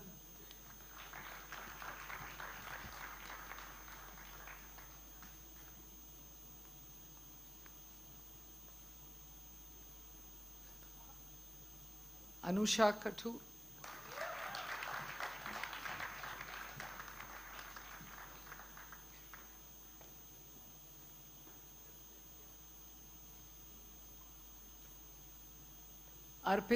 Arpit Khandelwal.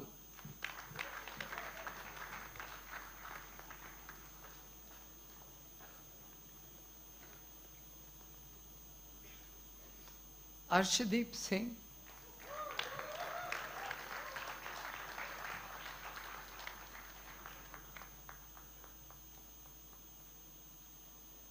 Arush Srivastava.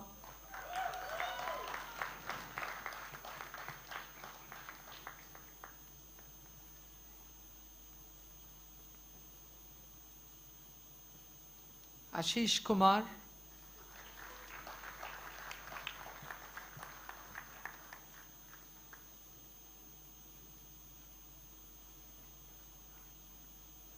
Ashish Pal.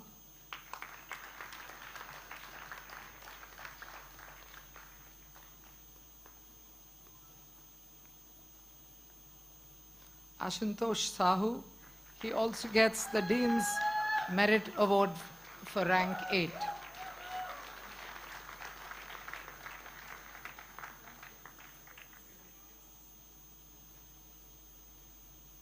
Ashutosh Tiwari.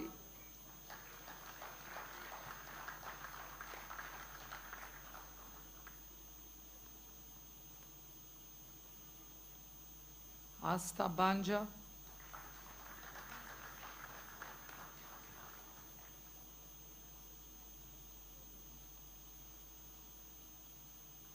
Avinash Kumar,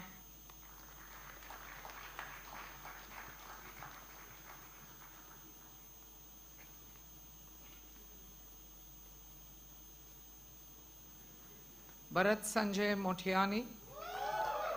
He also gets Dean's Merit Award.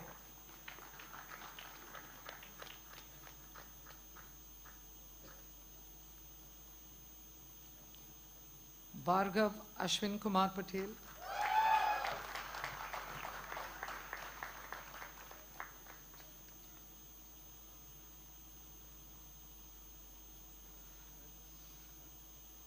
Chitrangana Rajawat.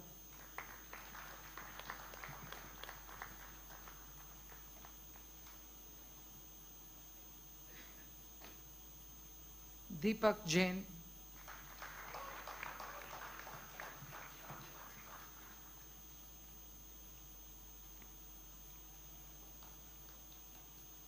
Devam Dikshit.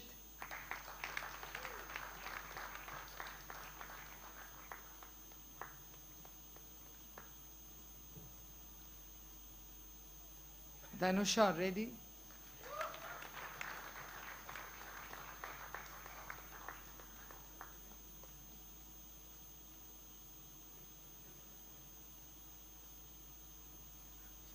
Dharam Bhupatpai Patel.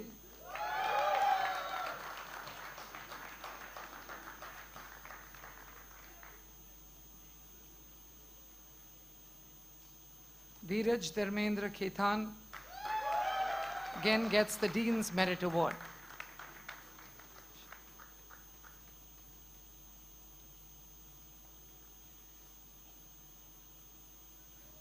Deeptrashi Maithi.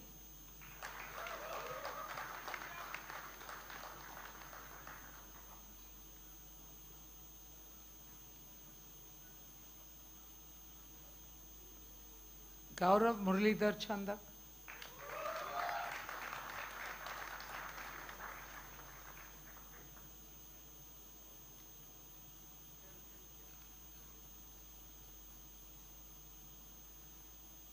Gopika Setunath gets the CM Kothari Medal for topping the class in MBA.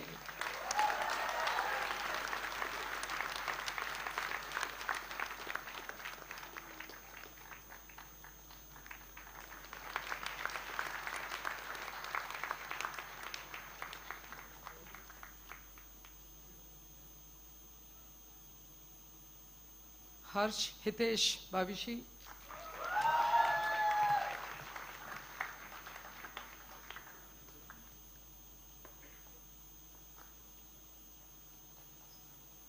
Harsh Udawat.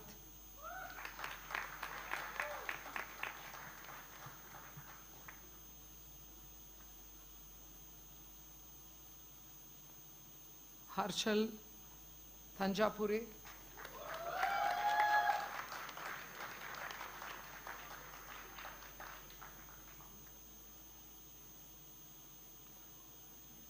Harshita Motwani.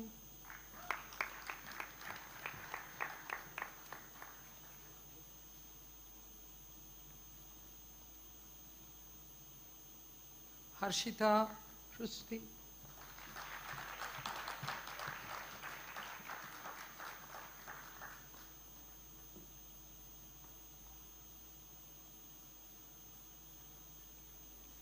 Hrithik Mundra.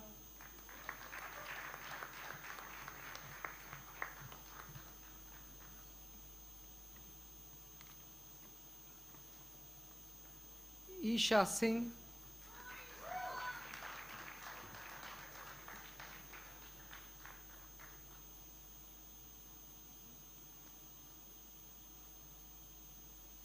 Ishan Mittal.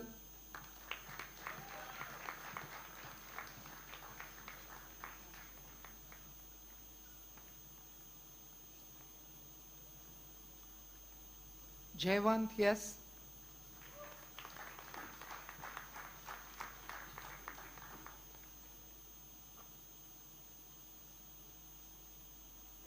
Jayesh Grover,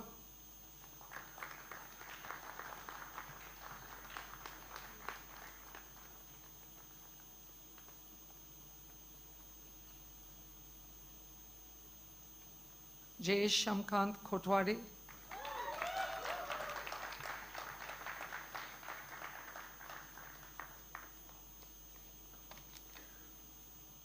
Joel Samuel,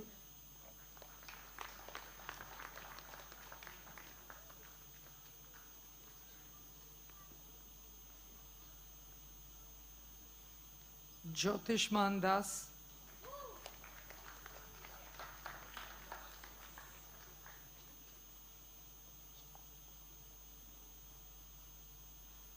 Kalanji Sharon Varsha,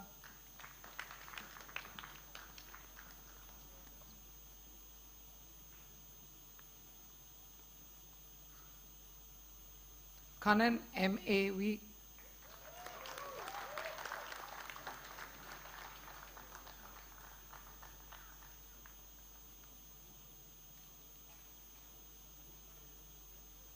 Kanishka,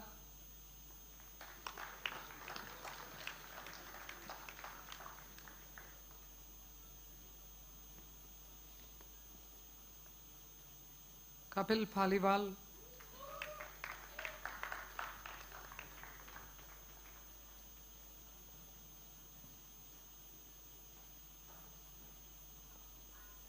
Karan Thakur,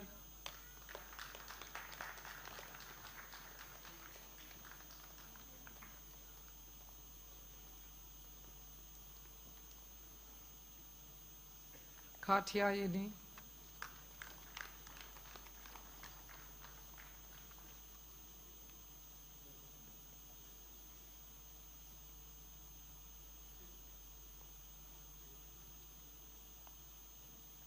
Kisha Singh,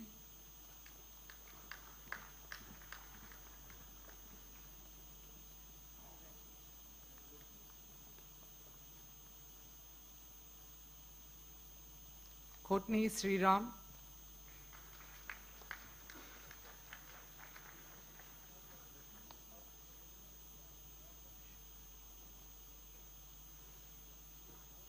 Krishanu Kashyap,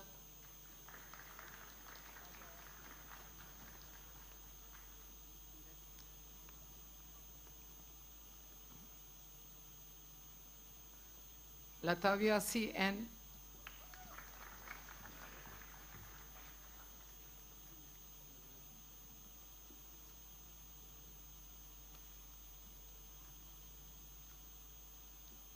Mahak Kamra,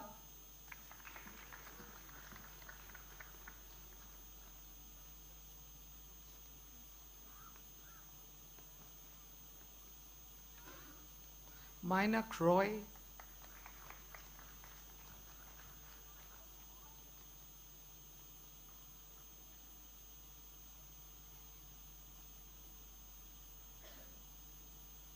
Manali Pradeep Rao,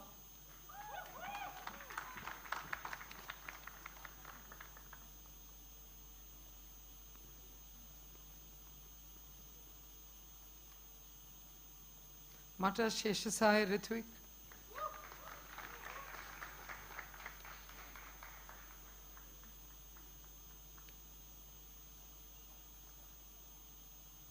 Mayur Kasat. He's also awarded the AMM Arunachal Medal for the 3rd rank in the batch.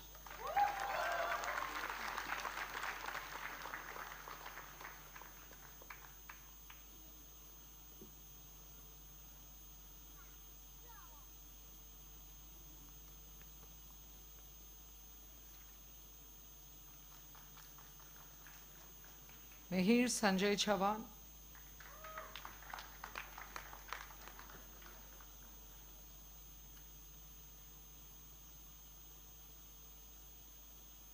Mohammad Ishan PR,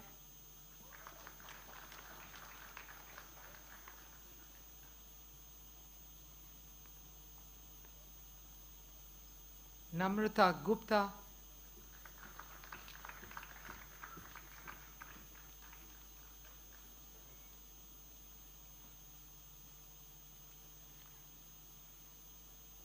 Nandakrishnan, SK.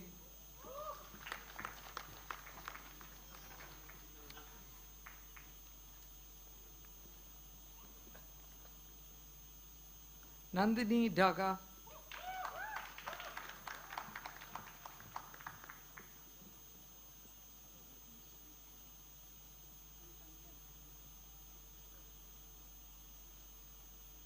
Neelmani Singh.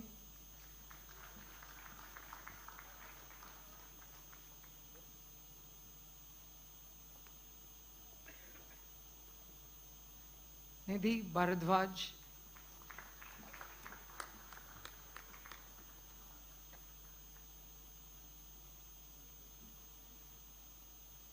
Neerav Nilesh Ludhia.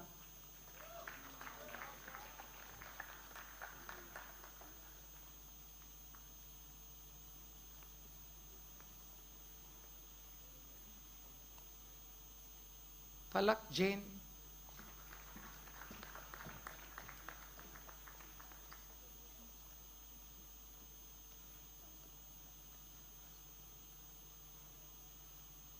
Pallavi Shiksha.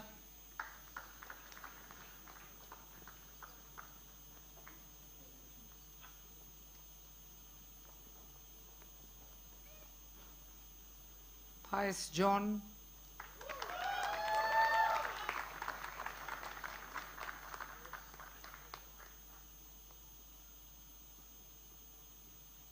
Piyush Kumar Singh.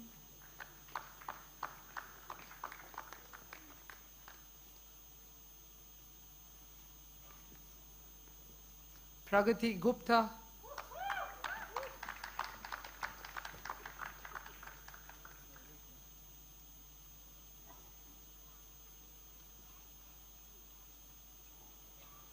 Pragya Sharan.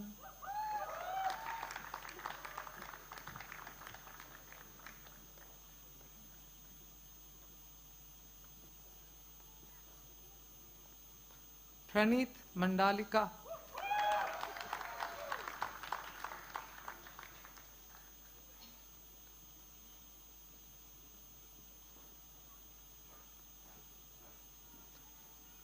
Pratik Shukla.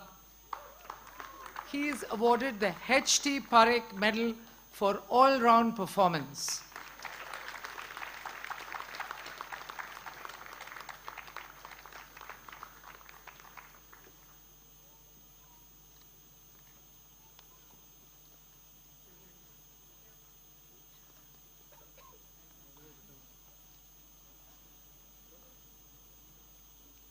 Praveen Subhash Chavan.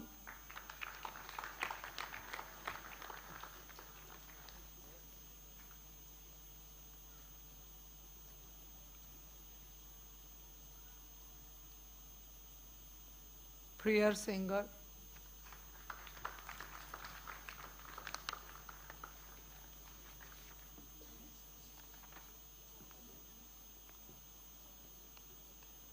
Priyanka Jaishwal.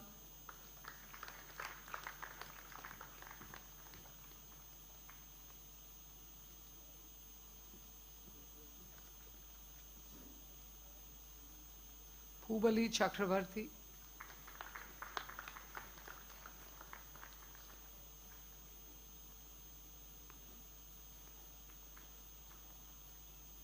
Purvi Modi.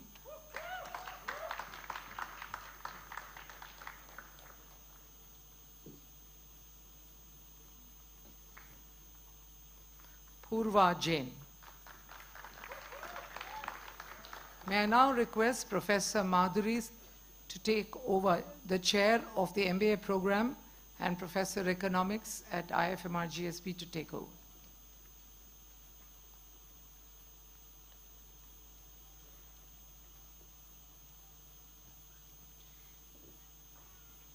Ravi Ranjan.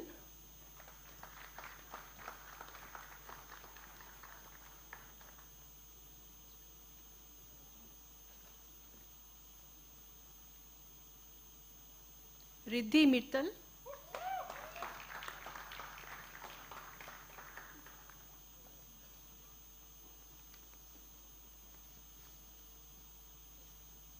Rishabh Kumar Shukla.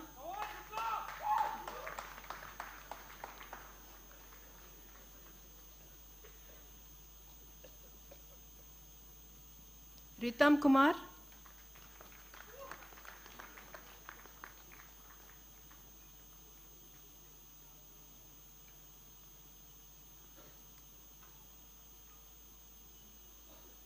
Ritika Vasishtha,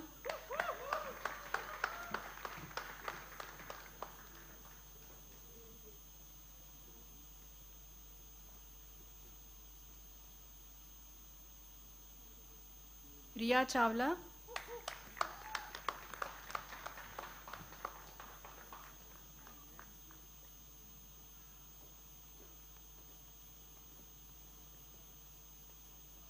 Rohit Gulia,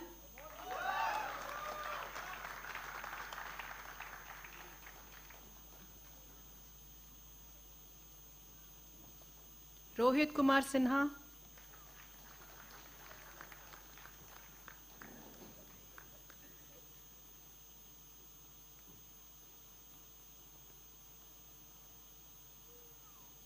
Rohit Vinod Kursankar,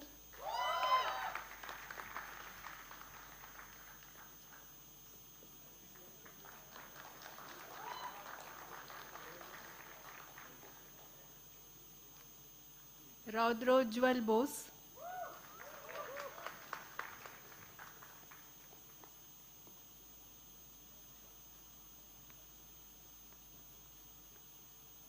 Ronak Ashok Rathi,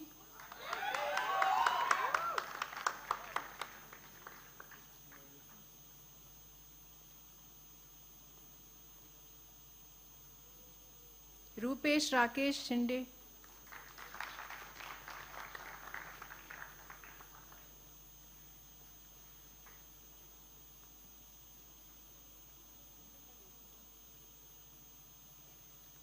Sahil Sachin Bhure,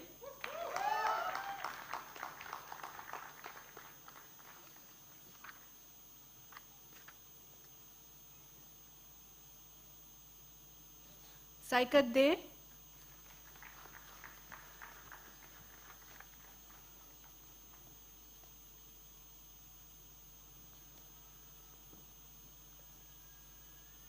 Sameer Prasad Shaw,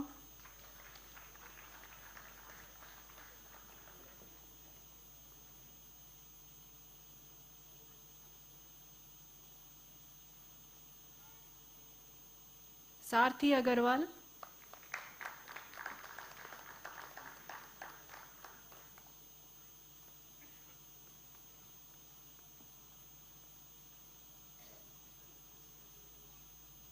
Saurabh Dikshit,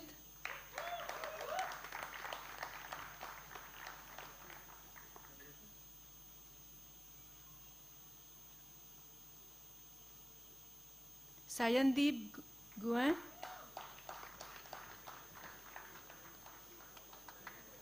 did I pronounce it right?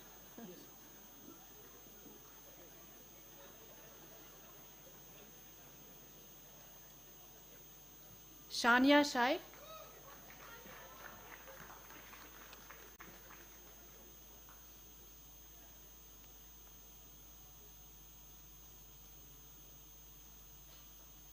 Sharan Anirudh,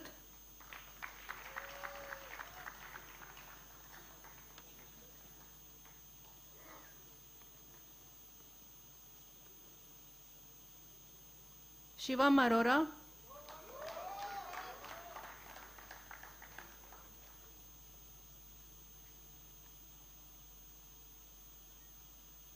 Shivam Khandelwal,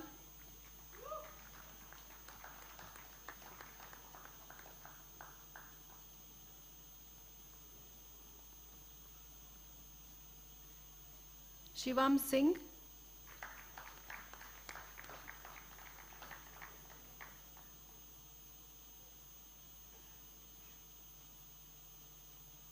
Shivangi Mishra,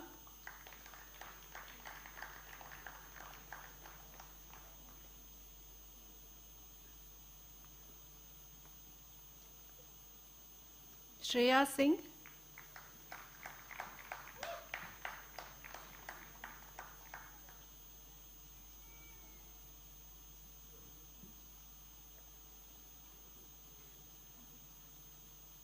Shubham Toke,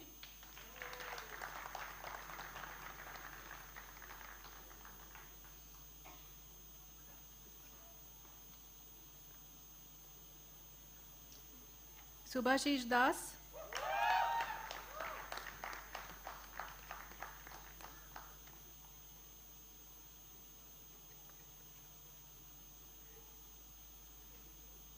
Simran Raj,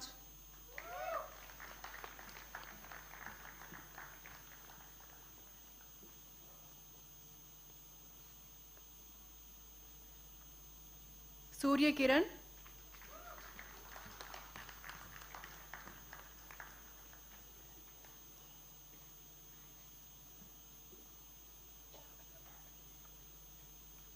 Soumya Suman,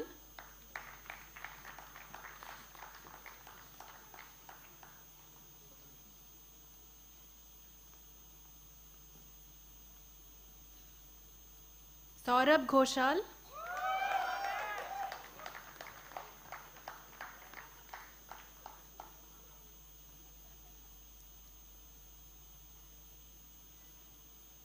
Spruha Kayarkar,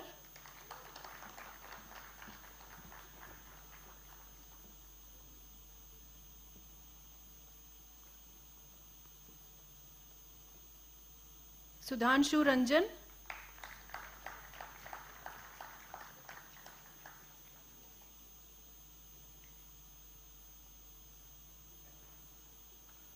Suraj Kumar,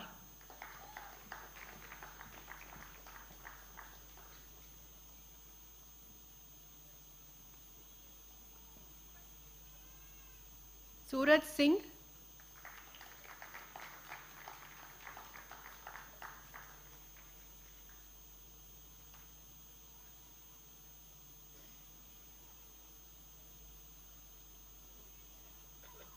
Surabhi Ramaji Khaparkar,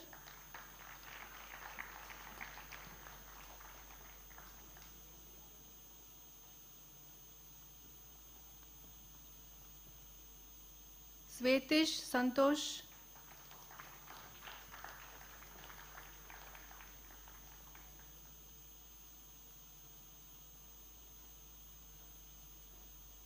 Tanya Saha,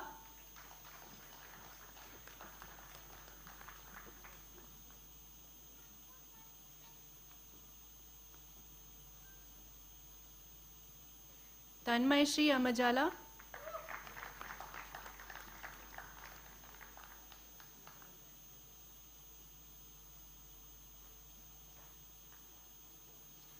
Tanya Bachani,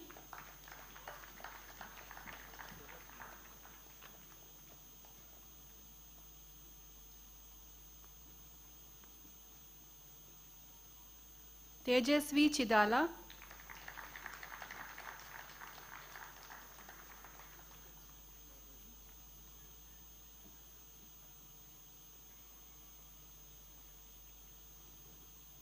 Tushar Sachdev,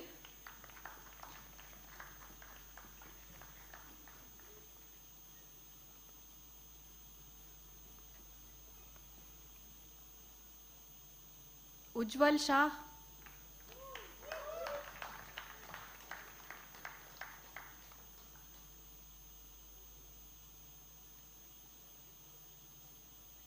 Vipul Pramod Patil,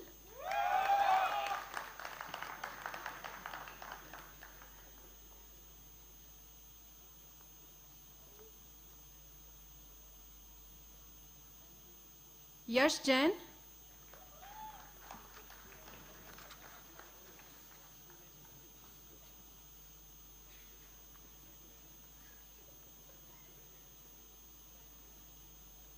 Zainab Ratnamwala.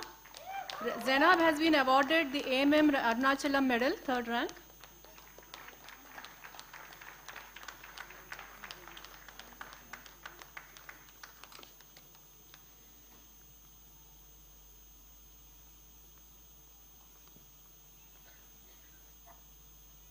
I will now call out the recipients of the EMBA degree. Anbarasu J,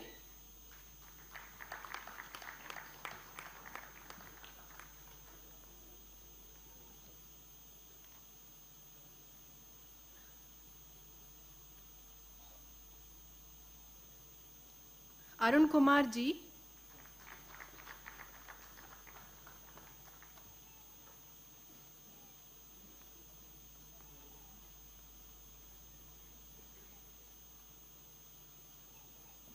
Ashish Ghoshal. Ashish has been awarded Krea University Medal for first rank.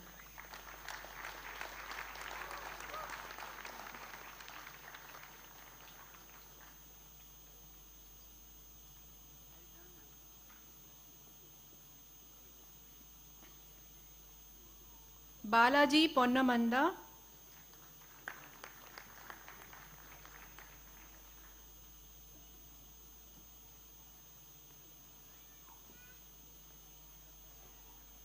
Chauhan Jigar Anil Sarojben.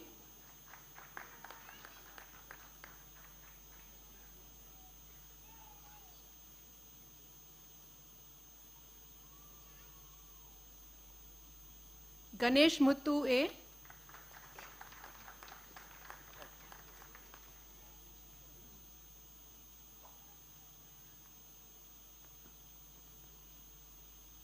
Gopi Ratnam S.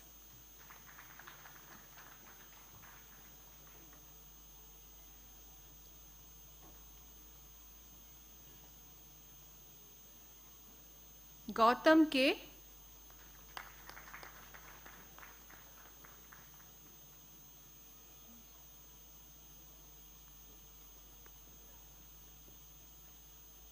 Jangali Veeresha.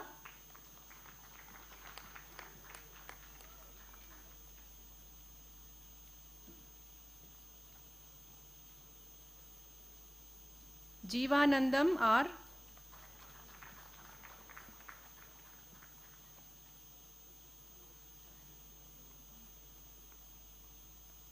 Kalai Selvan S.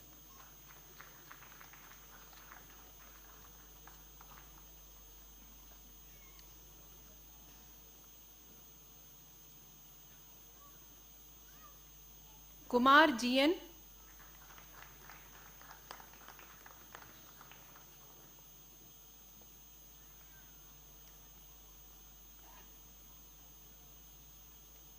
Makadia Vimal Kumar Maganlal. Vimal Kumar has been awarded the second rank in the program.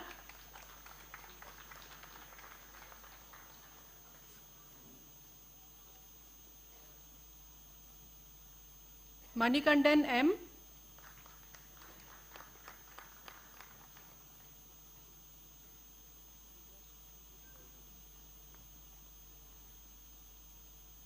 Narayan Setti Nagaraju.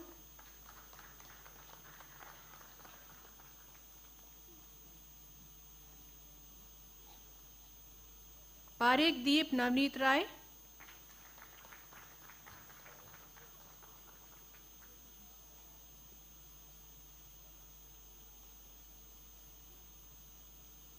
Parmar Milan Kumar Amritlal.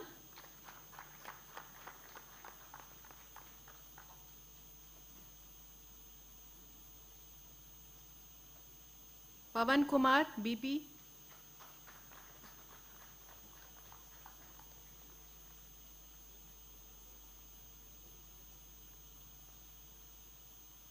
Pedapati Sanyasi Rao.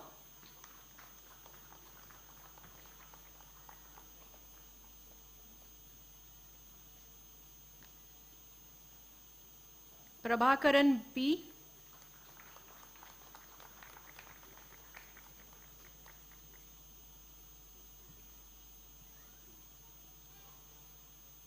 Rajgopal B.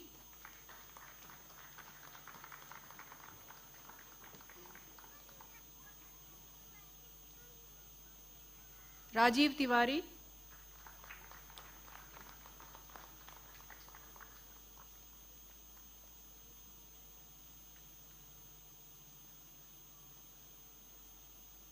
Rakesh Kandan.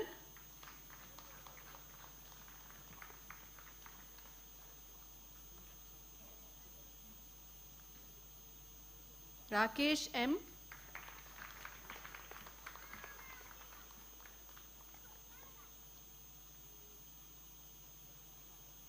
Ramanathan N.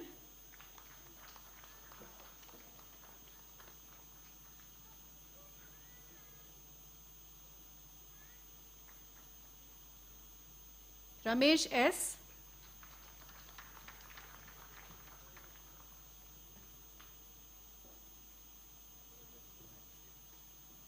Ranganathan R.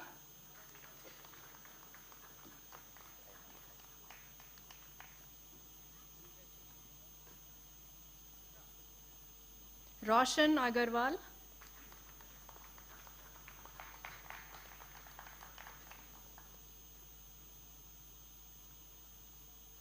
Sajan Kumar Ravani.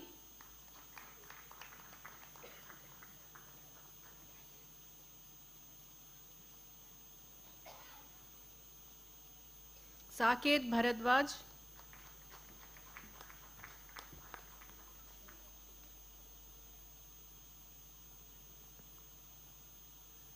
Savitur Kumar Mishra.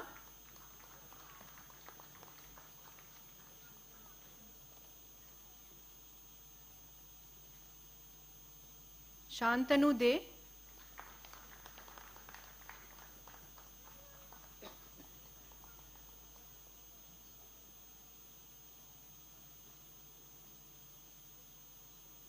Shiju A.S.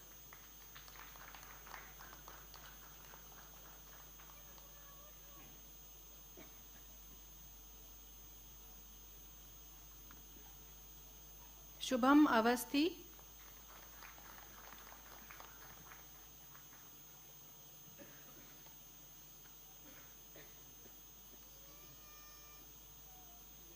Subramaniam J.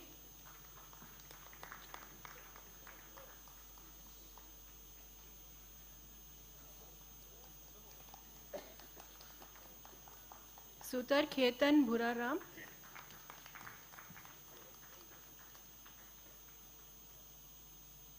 Tamararai Kandan. Tamararai Kandan.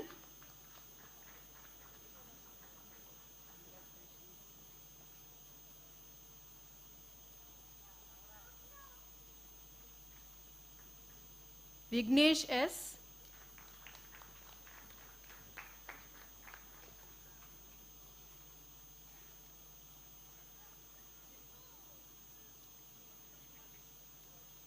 Vivek Kumar Mahato.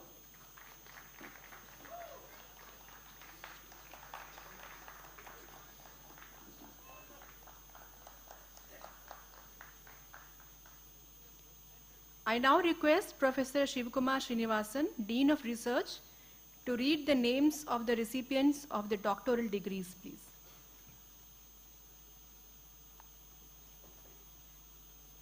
I'll read out the name and also the thesis title.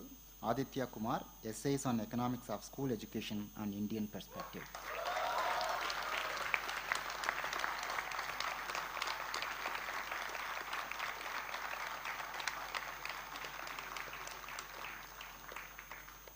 Manasi, Essays on Energy Poverty in India.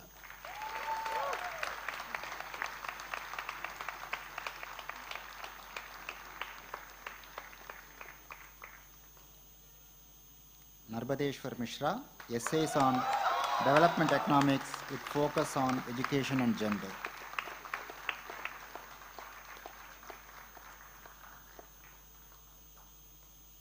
Navya J. Murikan, Essays on Gender Diversity on Corporate Boards.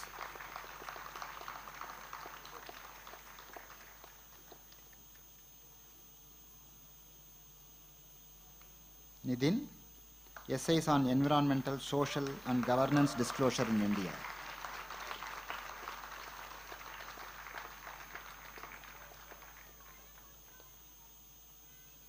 Vishmaya, Empirical Essays on Annual Report Readability in India. Thank you.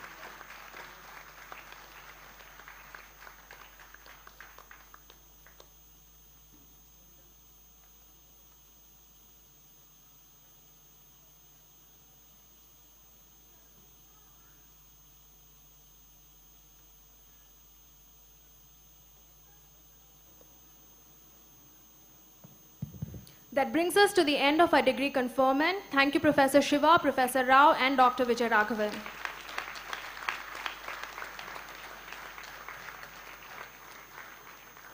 Our alumni are the torch bearers of our legacy, and what better day than today to commemorate them. I would now like to request Professor Lakshmi Kumar to introduce the Distinguished Alumni Award.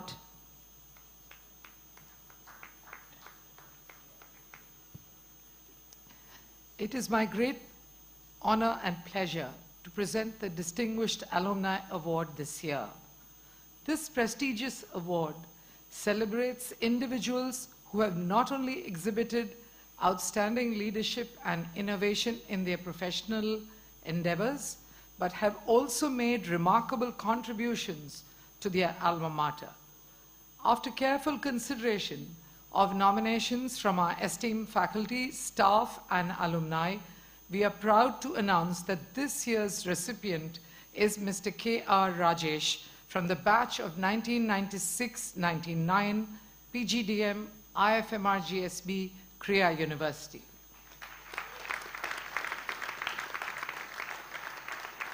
Rajesh is currently President Corporate at Rane Holdings Limited, where his exemplary ascent in the corporate world stands as a testament to his dedication, strategic vision, and outstanding professional skills. His journey from a student at IFMR to a key leader in the corporate sector is truly inspiring. In addition to his impressive career achievements, Rajesh has consistently demonstrated a strong commitment to giving back to his alma mater. His contribution has significantly enriched our community, providing invaluable support and guidance to both current students and fellow alumni. Rajesh, we are incredibly proud of you and your accomplishment and are grateful for your continued dedication to Krea and IFMR. It is our immense pleasure that we present you with the Distinguished Alumni Award. I now invite Rajesh to come on stage to receive this award from our Vice Chancellor, Nirmala Rao.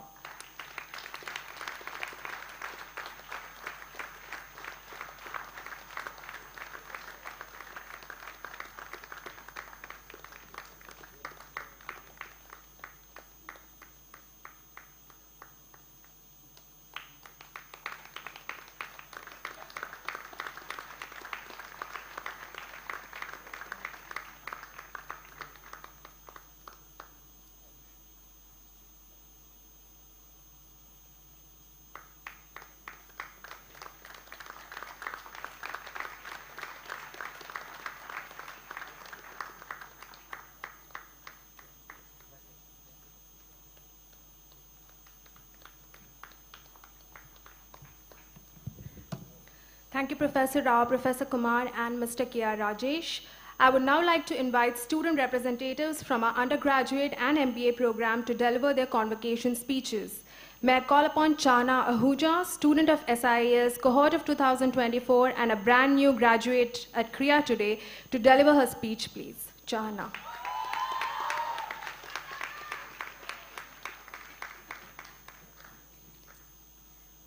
Good afternoon, esteemed faculty, distinguished guests, relieved parents, both siblings, and of course, the 2024 graduating cohort of Krea University. I remember my first days at Krea, blended in the pandemic haze of our black Zoom boxes, praying our professors in online classes wouldn't call out on our names when we weren't exactly hanging on to their every word. And here we are today, radiant in our caps and gowns, as we eagerly waited for those very names to be announced. Today marks the soft epilogue that awaited us all, but I stand before you to recount the soft in-betweens from those black Zoom boxes to these black graduation gowns that shaped us as the third undergraduate cohort of the School of Interwoven Arts and Sciences. Looking back, I can now successfully romanticize those sleep-deprived speedruns to our 8:30 a.m. classes when we developed an unhealthy relationship with caffeine at Narsimulu Anna's shop. Those HNC runs for bread omelets, the academic urge to lie down on the floor due to timetable clashes, passing by new physics problem of the week every week, office hours with our professors that were part comfort and part existential crisis, cheering for those football, basketball, and other sport league matches, the dreadful queues for doshas and Sunday biryanis. All these moments, with their joys and sorrows, now hold a strange charm. And I know that sometimes the weight of life was too heavy to live during our midterms and our end terms, but other times there were at least 5 species of birds serenading us on our perimeter walks and gorgeous Sri City sunsets, saving the day, one splash of color at a time. We, as the 3rd undergraduate batch, didn't just witness the blooming beauty of the campus, but we also nurtured its culture with Rangsthala, the theatre club, Mudra, the dance club, and Layam, the music clubs, putting up productions every trimester, peers organizing exhibitions, sports club elevating Bolt every year, and college teams bringing home victories from intercollegiate competitions. And often, I know it was an uphill battle for students and administration to see eye to eye in various matters. We encountered countless debates and discussions. But the commitment and empathy that cultivated the very space for those discussions has made me value those vulnerable, political, and challenging conversations that I had with both my peers and my faculty. I also would like to thank the housekeeping staff, the IT team, my seniors, student government, student life, and other bodies who made my time at Krea comfortable and enriching. And as humble as I am to deliver this speech in front of you, my biggest learning from Krea is that there's so much to learn within and beyond the classrooms. Through gritted teeth, as we fought for those SH3 rooms for our practices, there was so much to learn. Through nervous pauses, as we improvised our presentations, there was so much to learn. Through excited ramblings between class discussions, there was so much to learn. And of course, through tired eyes, trying to finish that one assignment before 11:59 p.m. deadline, there was so much to learn. And indeed, there is so much to learn ahead, which brings me back to this quote by the musician Sleeping at Last. We are nothing less than a work in progress, a sacred text on post-it notes. Perhaps we are those post-it notes that left little pieces of ourselves in every corner of the campus. But the most cherished little pieces are the bonds I've forged with all of you, my friends, classmates, batchmates, and professors who inspired and challenged me. That's why, please don't be a stranger. And hey, if you leave me on scene, I hope I'm still heard. And well, congratulations on your bit of success. I cannot wait to see what you do next. Thank you for everything, cohort of 2024.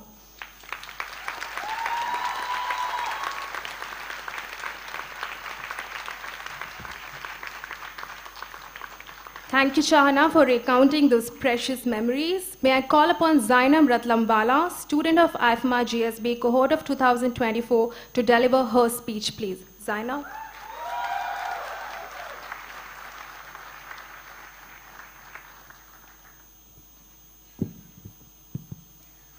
A very good afternoon, Honorable Chancellor, Vice Chancellor, Deans, distinguished guests, Krea officials, parents, and my fellow batchmates. Firstly, I would like to express my heartfelt gratitude to everyone who took their time out and joined us today for our special day.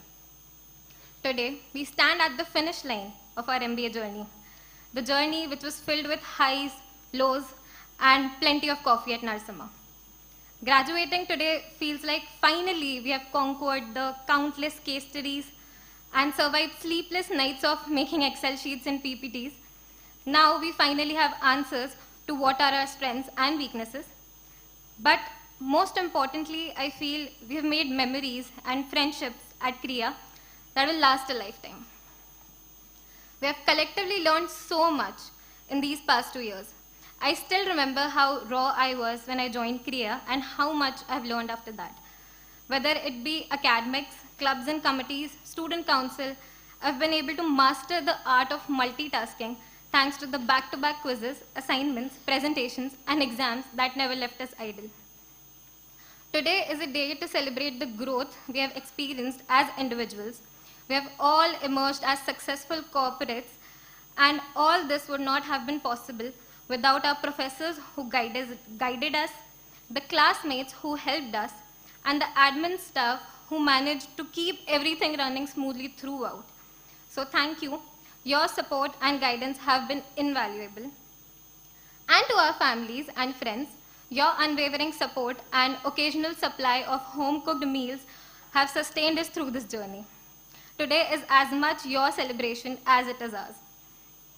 So as we leave here today, let's carry forward the spirit of curiosity and resilience that we showcased during our capstone simulation and try not to be as clueless as we were at that time. And always remember that behind every successful MBA graduate, there's a network of valuable connections. So let's all of us make sure to stay connected. Congratulations, class of 2022-24. Here's to the journey of conquering the corporate world. Cheers. Thank you.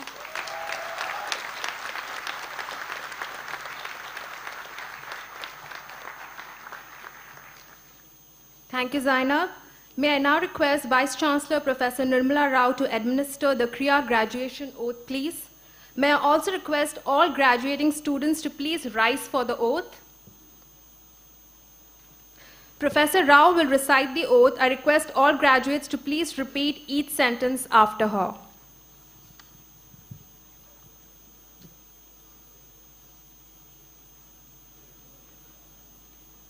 Graduates, please repeat after me. I make a promise today to live and work ethically, with compassion, integrity, and conscience. I will be fair and treat everyone fairly. I will help and support those in need, readily, unconditionally, and without judgment. I will always nurture and keep hope alive through my passion and commitment. Thank you, and congratulations once again to all of you.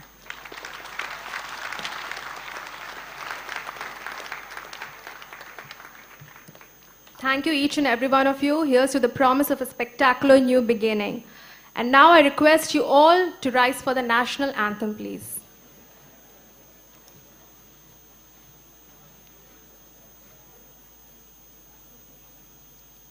Jana Gana मन अधिनायक जय हे भारत भाग्य विधाता पंजाब सिंध गुजरात मराठा द्राविड उत्कल बंगा विंध्य हिमाचल यमुना गंगा उच्चल जलधि तरंगा तव शुभ नामे जागे तव शुभ आशीष मागे गाहे तव जय गाथा जन गण मंगलदायक जय हे भारत भाग्य विधाता जय हे जय हे जय हे जय जय जय जय हे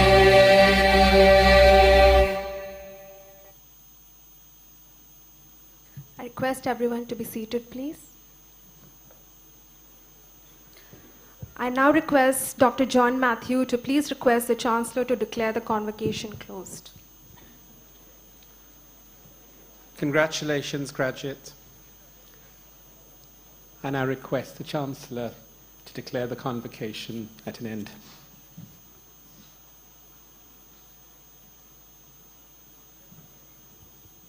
Congratulations and best wishes to all of you. I declare the convocation closed. Thank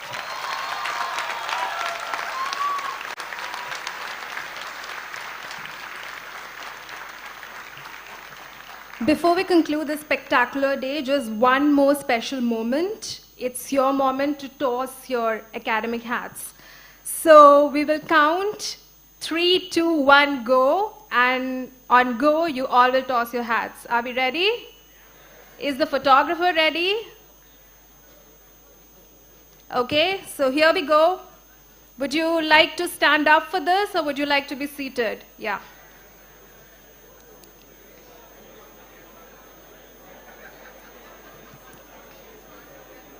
Okay, so at the count of 3, 2, 1, go!